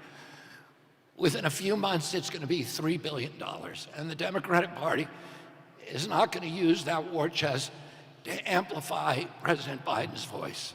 It's using it to stop its opponents from getting on the ballot and to turn Americans against each other and inundate us with fear.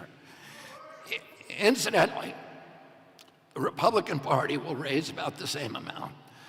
Does anybody here think that these big money donors who are giving all that money are acting out of a patriotic impulse?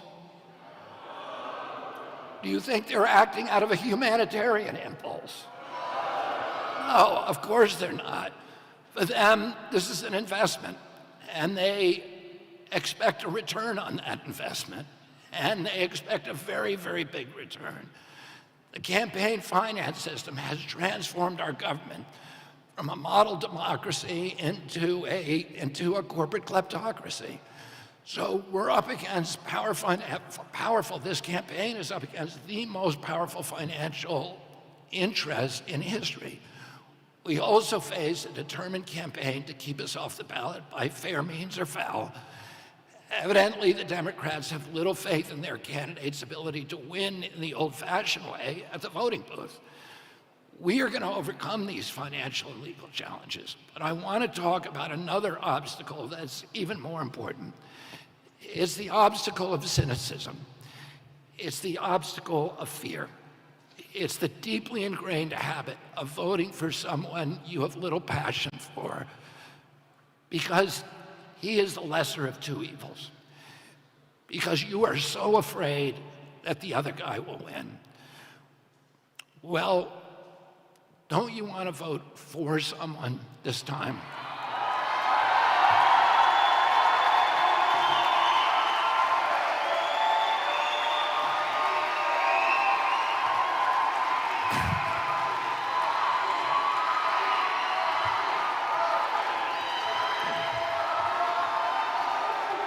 And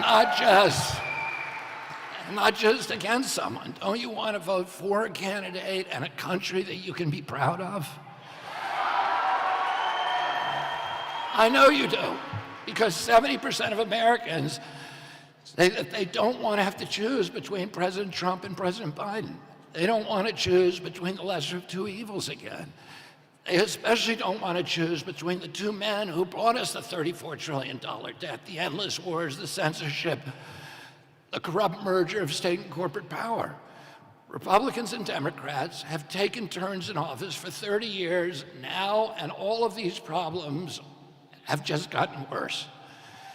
That's why those same polls show that my approval ratings are far above those of President Trump and President Biden.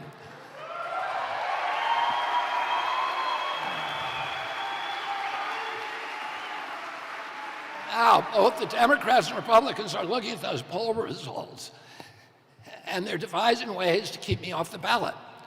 They don't want to give you the choice. You know, when I was a kid, the Democratic Party was fighting. Its primary fight was to make sure that every American had the right to vote, and none of us were disenfranchised. But today's Democratic Party is doing the opposite. It's working to disenfranchise any Americans who they don't think will vote for their agenda. The principal technique is to call me a spoiler and instill fear in Americans that voting for me will get some other terrifying candidate elected. Our campaign is a spoiler. I agree with that.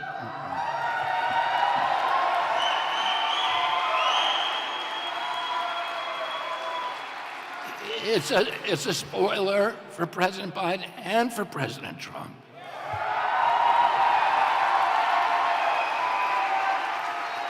It's a spoiler for the war machine. It's a spoiler for Wall Street and big ag and big tech and big telecom and big pharma and the corporate-owned media and all the corrupt politicians and corporations. That's why they're trying to keep me off the ballot and to frighten you into choosing between the two tired and unpopular heads of the Uniparty.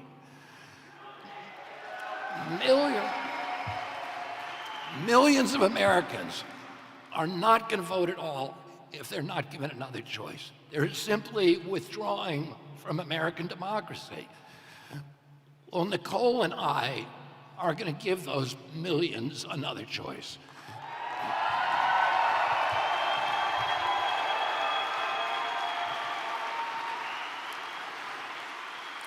The Democrats and Republicans are trying to divide America. They tell us to hate each other, to mistrust each other, to accuse each other of treason, to warn us against these, in apocalyptical terms, that democracy itself is doomed if the other side wins.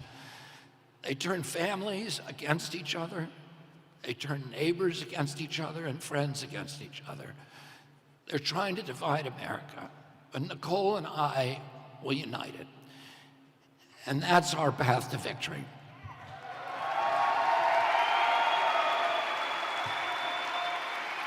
That's how we're going to win. That's how we're going to forge an unstoppable coalition of homeless Democrats and homeless Republicans who are ready to look at the universal values that unite us all, and that every conscientious American wants the same way Nicole wants it and I wants it. All of those things that I described, our love, our children, good food, good soils, moral authority around the world, the end of the warfare state, an incorruptible government, all of those things we all want. If we can only persuade enough Americans to vote out of hope rather than of fear, we're going to be in the White House in November.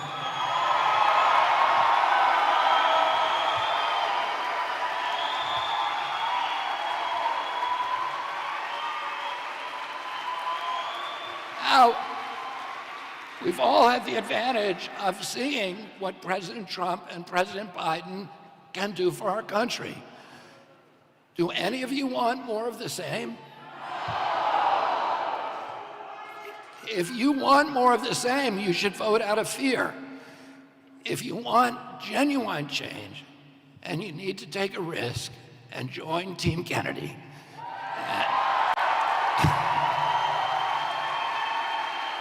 And join the new American Revolution. What that means is to vote from your conscience, vote from your heart, vote out of idealism, vote out of optimism for this country. Refuse, above all, to vote from fear. You know, in 1776, there was a generation of Americans who believed in democracy and something that didn't exist anywhere in the world. Something that was so improbable, so implausible, so impossible. And most people thought it was a joke. And yet they took a risk, not a little risk. Not the little risk that you're taking today by going through a voting booth. They risked their lives, and many of them lost it. They risked their properties. They risked their reputations. And they gave us the democracy that we have today, the model democracy for the whole world. So they acted out of fear, and if you vote out of fear on this election, you are dishonoring that generation of Americans and the thousands and hundreds of thousands of Americans who gave their lives in the Civil War and World War II and World War I and all of the other times that people went and risked their lives to defend our country. If Nicole and I can get Americans to refuse to vote from fear, we're going to be in the White House in November.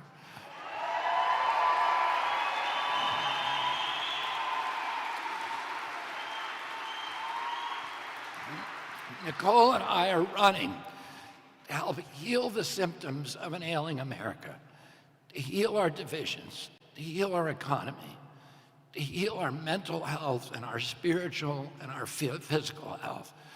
But we can't do it alone. We need you. And now I have a governing partner who will fight for you and for your family until the last corporate kickback from our government, the last toxin is cleared from our water and our soil.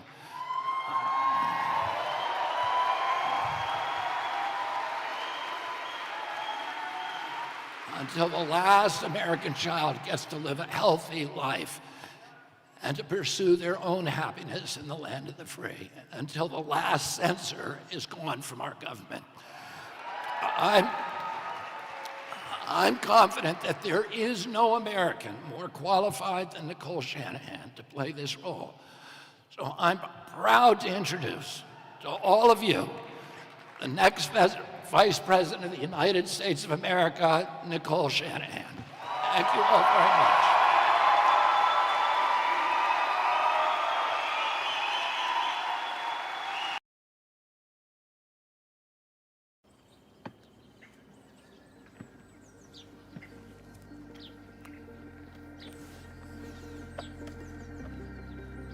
She's a visionary leader and relentless in driving and supporting important projects to improve our lives.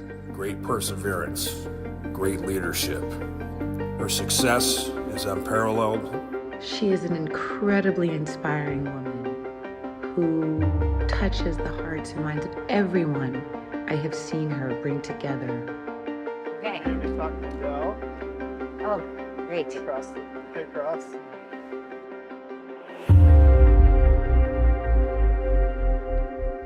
What young people are faced with today is completely unprecedented, and it's going to take a new generation of leadership that understands deeply those threats because they are themselves technologists to address the issues at hand. It's going to take leadership that has spent their life in technology. It's going to take leadership that understands what questions to ask, how to ask them, and what it looks like to implement a plan. This is not the America of the 1950s. This is the America of 2024. And in this America, it's going to take communities coming to the White House that never have actually been in the White House.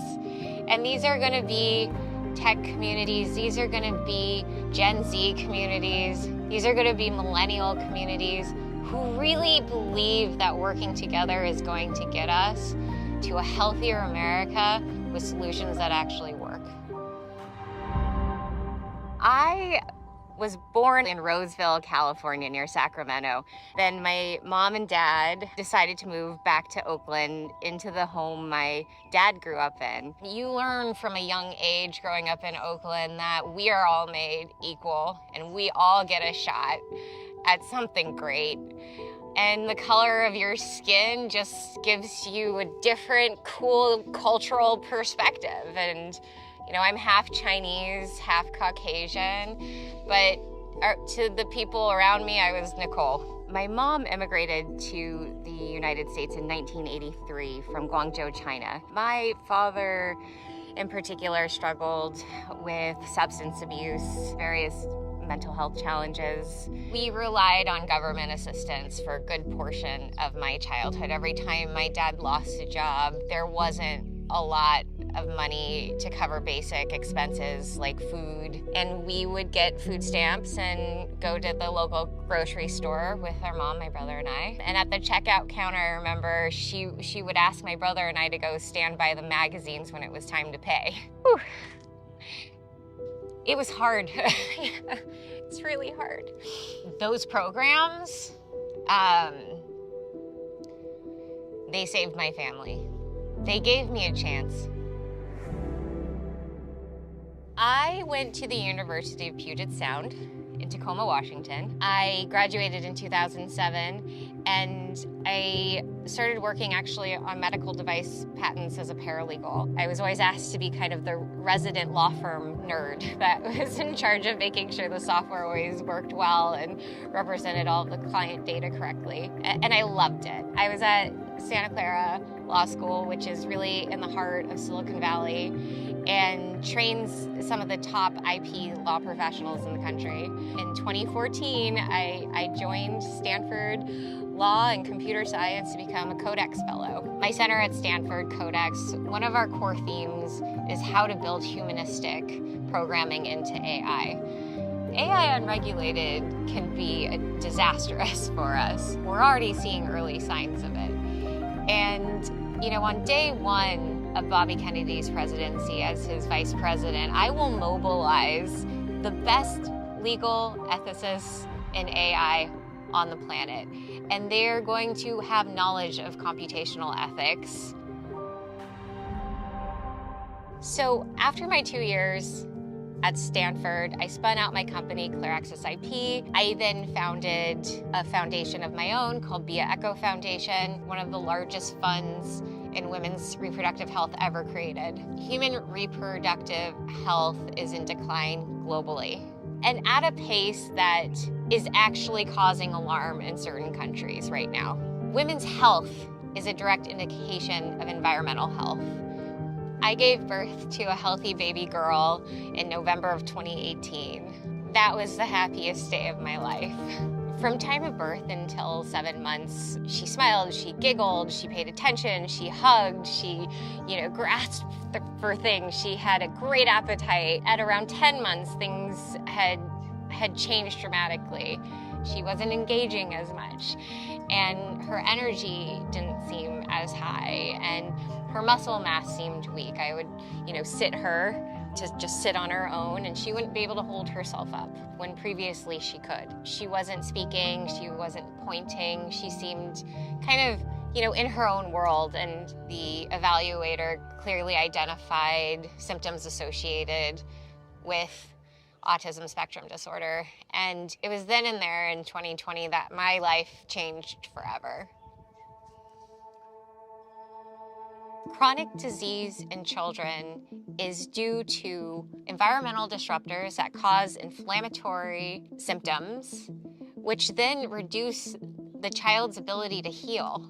I've learned that the top environmental health exposures are really in 3 categories. There's endocrine disruption, which is caused by various chemicals in our consumer products, chemicals and preservatives in our foods. The second category of environmental exposures are electrochemical in nature. That electrical interference comes in the form of our wireless technologies, our devices, our cell phones, and we have no regulatory body currently in the United States keeping an eye on this. The third category of environmental exposures really is medications that we rely on for our healthcare system. And ironically, many of these medications are prescribed to help manage the symptoms related to exposures caused by categories 1 and 2. It's a Band-Aid that actually poses new risks. I've spent my life in data and technology, and I know that there is a solution here to this problem. We have the tools today to get there, and if we are open to this conversation, we are on path to healing America. And that is a simple conclusion that I think any person in America can make once they have the information. We owe it to the American family to take these toxins out of our food and out of our water, out of our medicines. This campaign is so much more than politics. This campaign is about what is sacred. And what is sacred is our health and our families in this land, this beautiful land that deserves much greater attention and care than we've given it. I'm making this move as an independent now because I've been finding it harder and harder to find the leadership in the White House that represents the issues closest to my heart. And in order for us to get there, I think we all need to rethink what has happened to the DNC and the RNC for that matter. We need an opportunity, we crave an opportunity to see how we can serve in the best interests of the American public outside of a system that hasn't worked. We deserve a real election of optimism. And that's what Bobby Kennedy gives us a chance at.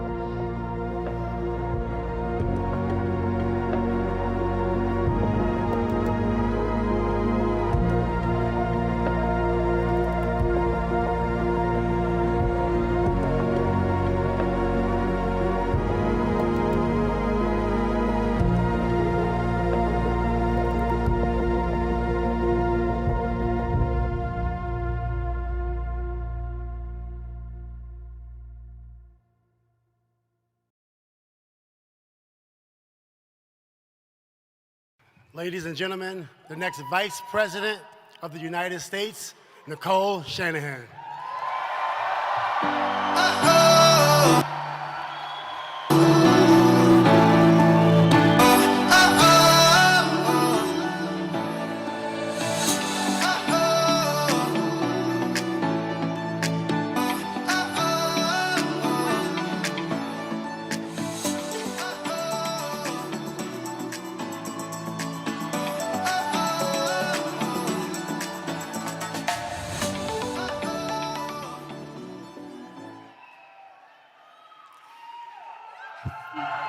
Hi, everybody.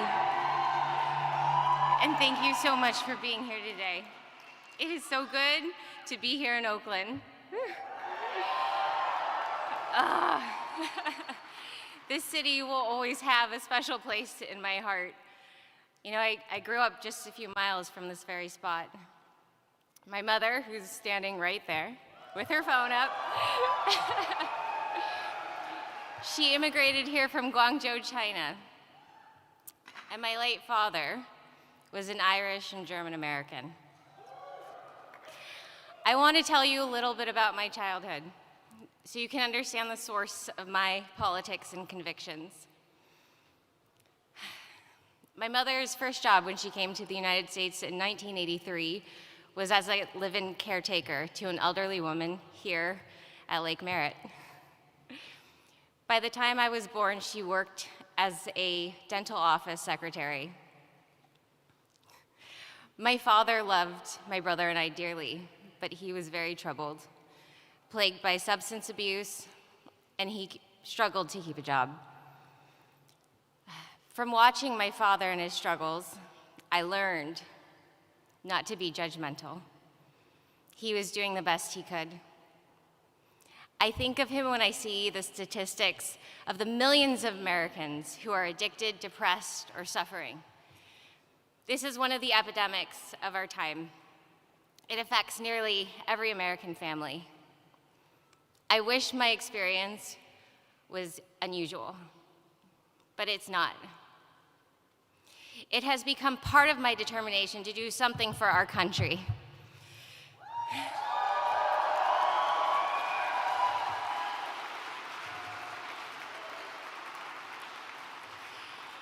Every time my dad lost his job, our family just couldn't cover expenses. Food, gas, clothing, upkeep. It adds up more than you have in this situation. I know a lot of Americans know exactly what that's like, to just be one misfortune away from disaster. I don't think we would have made it without food stamps and government help. My mom worked hard, but it wouldn't have been possible to keep it together without that help. As you probably know, I became very wealthy later on in life, but my roots in Oakland taught me many things I have never forgotten. That the purpose of wealth is to help those in need. That's what it's for. And I want to bring back I want to bring that back to politics too. That is the purpose of privilege. I went to St. Mary's High School, just a few miles from here. In my junior year, we have some St. Mary's Panthers here. Woo. In my junior year, I had another formative experience, and that set me up for this lifetime of political consciousness. I applied for a program to live with families in El Salvador. In praying with these families and helping them rebuild after the civil war there, I learned what war really is. I learned how it rips lives apart, it brutalizes children, how it visits unspeakable horror on the innocent. And I also learned the resilience of the human spirit and its infinite capacity to heal, to forgive and to restore. El Salvador is where I came to understand war, but more importantly is where I also came to understand peace. That is what inspired me to my first political action in high school. At the onset of the Iraq War, I became an anti-war activist. Yes. If I'm being honest, I didn't really know how to do it. I printed pamphlets and I led a walkout, and we went to our local radio station. But I knew in my bones then that violence begets more violence. I'd seen what that does to society, and I didn't want my country, the country I love so dearly, to be doing that in the world. Yeah.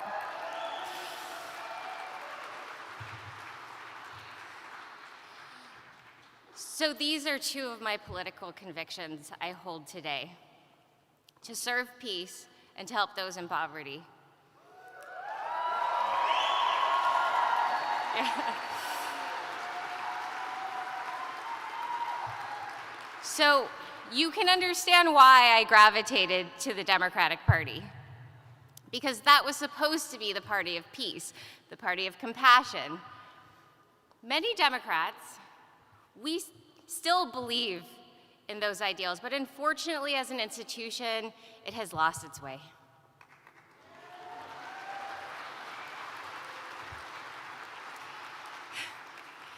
There is only one anti-war candidate today, and you won't find him in the Democratic Party or the Republican Party. He is an independent, Robert F. Kennedy Jr.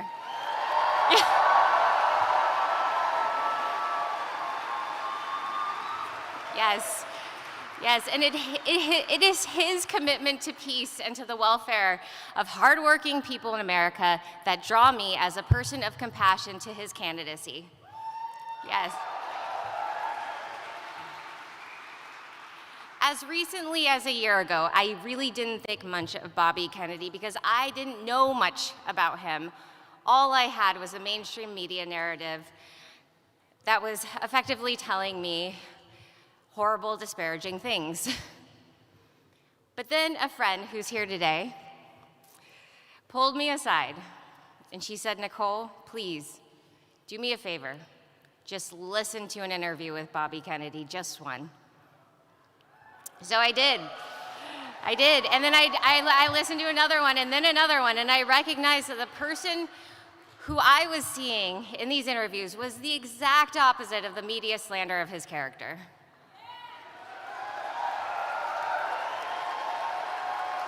I saw a person of intelligence, of compassion, and of reason.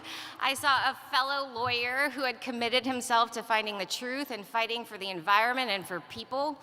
I discovered a person who speaks out on issues that, even though they are critically important to human health and welfare, are consistently ignored by our government.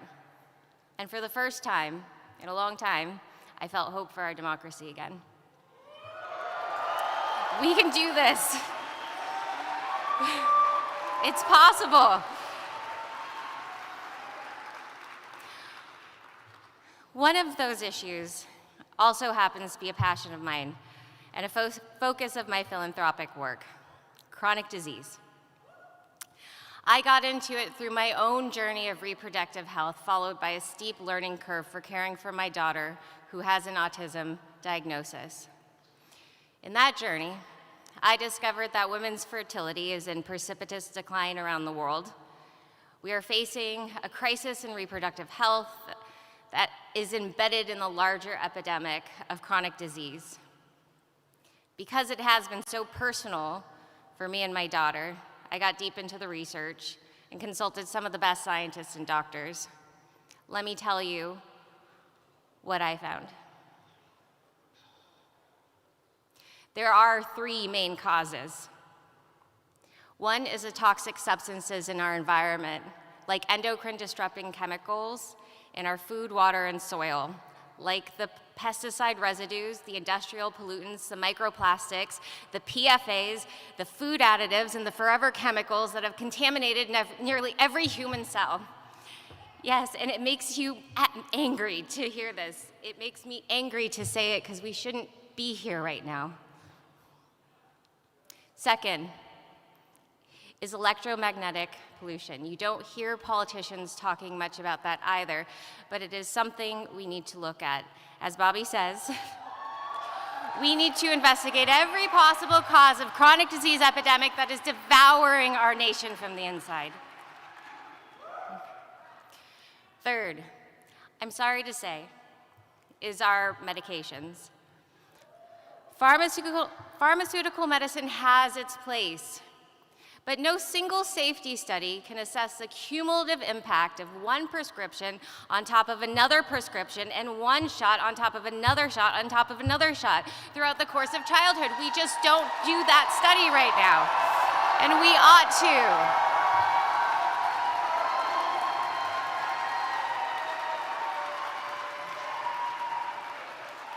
We can, and we will. Conditions like autism used to be 1 in 10,000. Now here in the state of California, it is 1 in 22. 1 in 22 children affected. Allergies, obesity, anxiety, depression, our children are not well. Our people are not well, and our country will not be well for very much longer if we don't heed this desperate call for attention.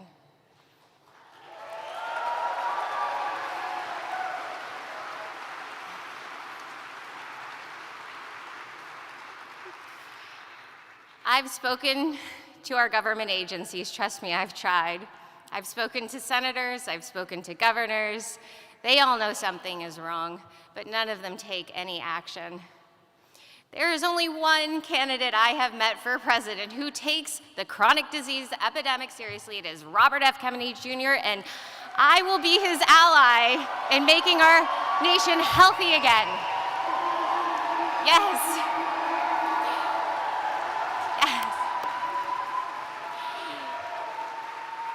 It is not about a new pill or, quote, finding the cure. We know the cure is cleaning up our environment and providing the basic public goods that are the foundational conditions for health and healing. It is about a shift in our priorities. It is about compassion. Chronic disease, addiction, poverty, depression, this is where Americans are hurting the most. It is time for politicians to listen.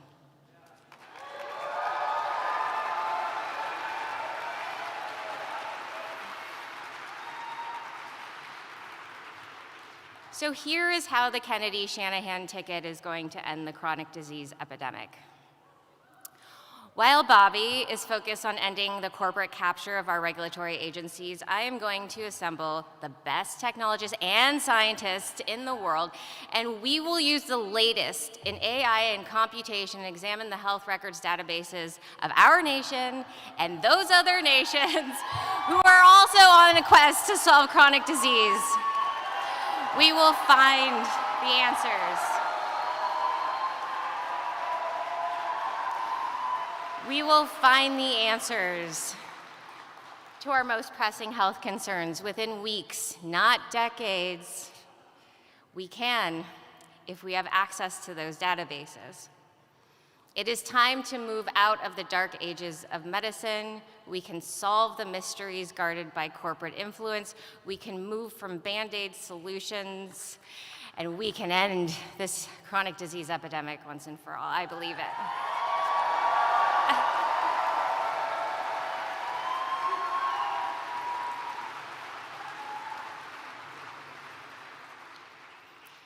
You know, my sense is that most American moms and dads already know the truth of the matter, and it's just long overdue that the duty of care owed to the American family is actually given. We can find the answers conclusively. You know, I have a background in tech, so I tend to think in terms of data. In my tech days, I developed AI-powered software to automate affordable legal services. Well, guess what? The CDC and research institutions have the data we need. We can apply technology to figure out environmental factors. We can figure out what's making us sick. We just have to ask the right questions, do the right research, and apply the right tools. We have to rid science of the corporate bias that contaminates it today. Then we put this thing into reverse.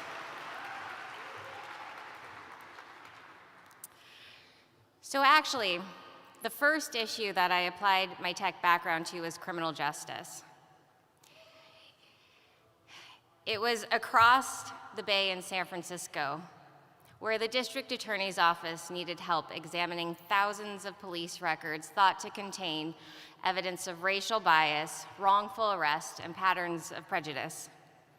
I put together a team of computer scientists to develop a computational method to collate these records and design a method for analysis. But what I really learned through this was the sorry state of criminal justice in our country.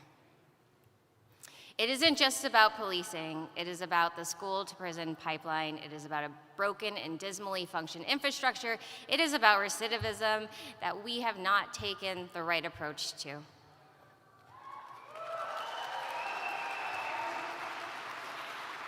How do we make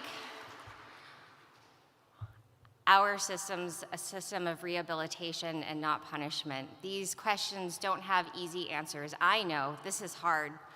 This is very hard, but they are the right questions to be asked, and there's only one candidate asking them, and it's Bobby Kennedy.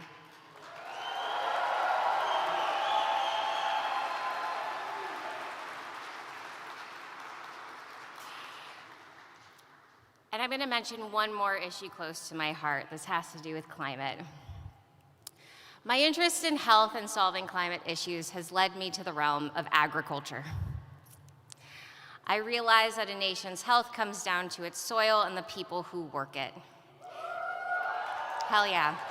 Healthy soil is the foundation of healthy food, it is the foundation of a healthy ecosystem, and it is our answer to the climate crisis.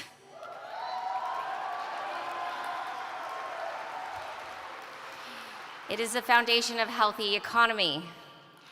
But what politician besides Bobby Kennedy do you ever hear talking about soil? None. I've produced 2 films on the issue. Common Ground is the latest. We've got some Common Ground and Kiss the Ground people here. Thank you guys for coming out today.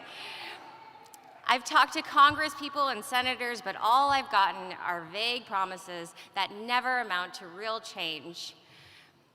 Republicans and Democrats alike have fallen under the sway of big agrochemical companies and food conglomerates. They might invoke the ideal of the family farm, but they have betrayed it again and again. So I am entering myself, I know I'm not a politician until just now, but I am entering myself to do this work and to highlight this need, because guess what?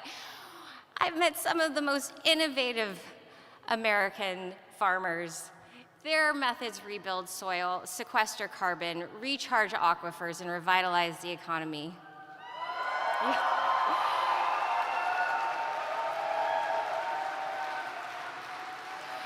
And you know what? We don't have to force anyone to do anything or to imitate them. All we have to do is change our system of regulation and subsidy to support those methods. We can no longer support extractive corporate agriculture. I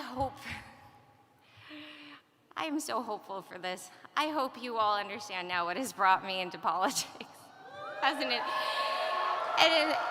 And what In this moment, I am leaving the Democratic Party.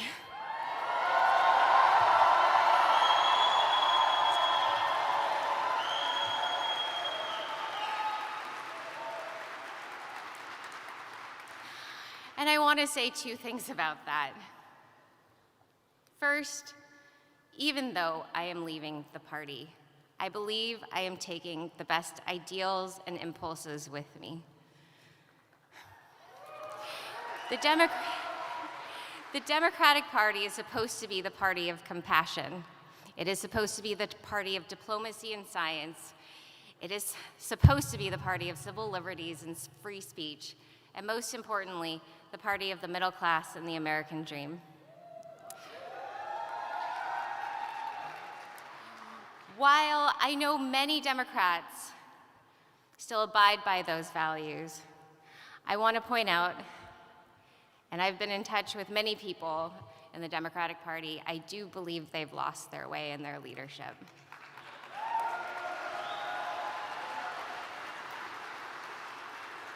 I worry for the party's overwhelming interest in elitism, celebrity, and winning at all costs. And I worry that they do it even if that means turning a blind eye on the issues that they all know to be true. I know this because I've been in those circles for the last 8 years, and I have grown increasingly tired of it.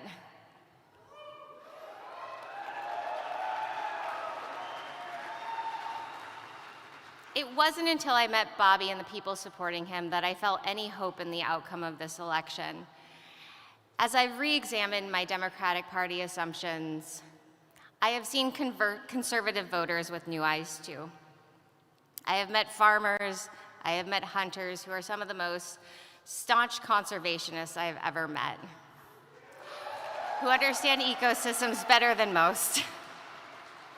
I have met mothers protecting their children who are searching every possible avenue for their health.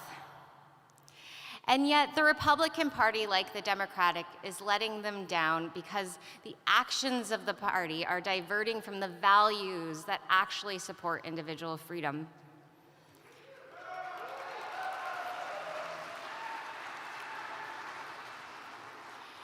In fact, the very failure of both parties to do their job to protect their founding values has contributed to the decline of this country in my lifetime. Maybe that's why I see so many Republicans disillusioned with their party as I become disillusioned with mine. If you are one of those disillusioned Republicans, I welcome you to join me, a disillusioned Democrat, in this movement to unify and heal America.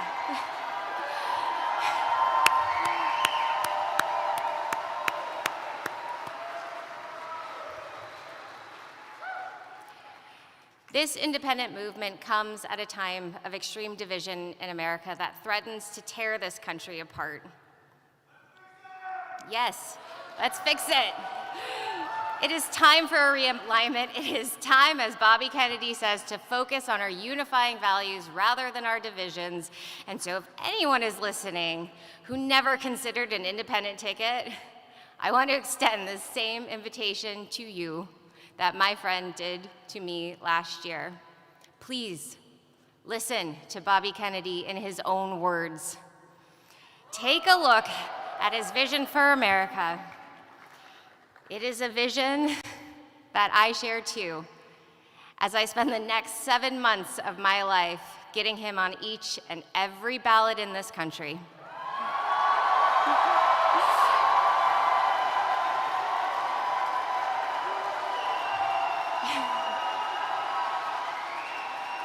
We're gonna do it. We're gonna do it. The vision we share is a vision of national healing. It is an America that leads the world no longer through force of arms, but through the power of example. It is an America that wages peace through diplomacy. It is an America that had become the sickest industrialized country on the earth and turned it around. We're gonna turn it around. It is an America where everyone who works hard can afford a decent life. It is an America where people of all races receive fair and equal treatment under the law. It is an America whose freedoms are the envy of the world. It is an America with honest and transparent government institutions. Can you imagine a country whose government doesn't lie to you?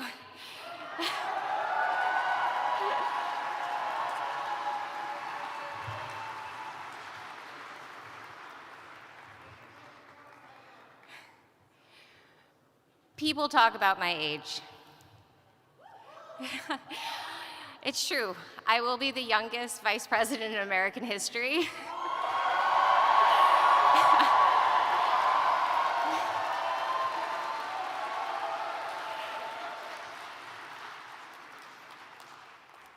Let me tell you why so many of us young people have turned away from politics. It's because we lost hope that change would ever come from inside the system. After all, which party wins with promises of hope and change or to drain the swamp? Things proceed as usual, declining bit by bit each passing year. So that's the reason. But the other reason is that we can't stand the phoniness anymore. We can't stand the lies. We can't stand the inauthenticity. And that's why Bobby Kennedy leads in all the polls among young people. We are hearing our voice in his.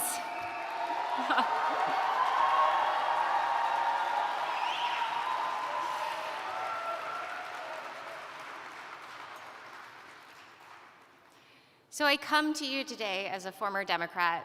I come to you as a woman not quite 40.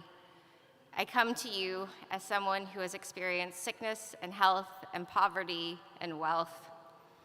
And I come to you as a mother.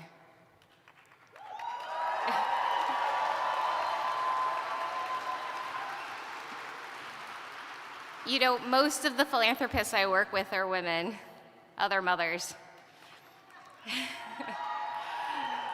And initially, it was a mother who's here today who reached out to inspire support in this campaign.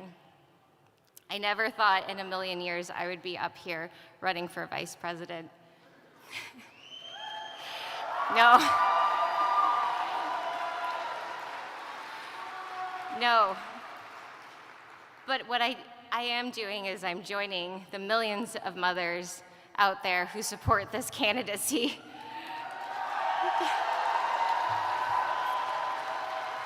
They are Republicans and Democrats and independents. They read the labels at the supermarkets in order how to keep their kids healthy. They watch in anguish, many of them, when their children suffer from chronic disease. They cry silently as their teenagers deal with depression, anxiety, and addiction. They do their best to hold it together, and they do because they're frickin' strong. They're my heroes.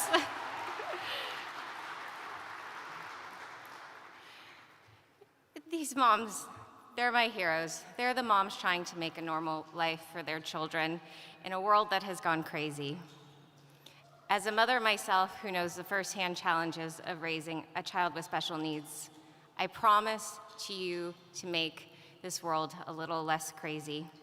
I will work with Bobby Kennedy to make America once again a country of peace, a country of compassion, a country that is prosperous and free. And this won't happen overnight, but I have seen miracles that the human spirit can accomplish. I have seen its resilience. And most importantly, I have seen its capacity to heal. And what is possible for the human being is also possible for our nation. So please, join me and Robert F. Kennedy Jr. in the healing of America. We've got this.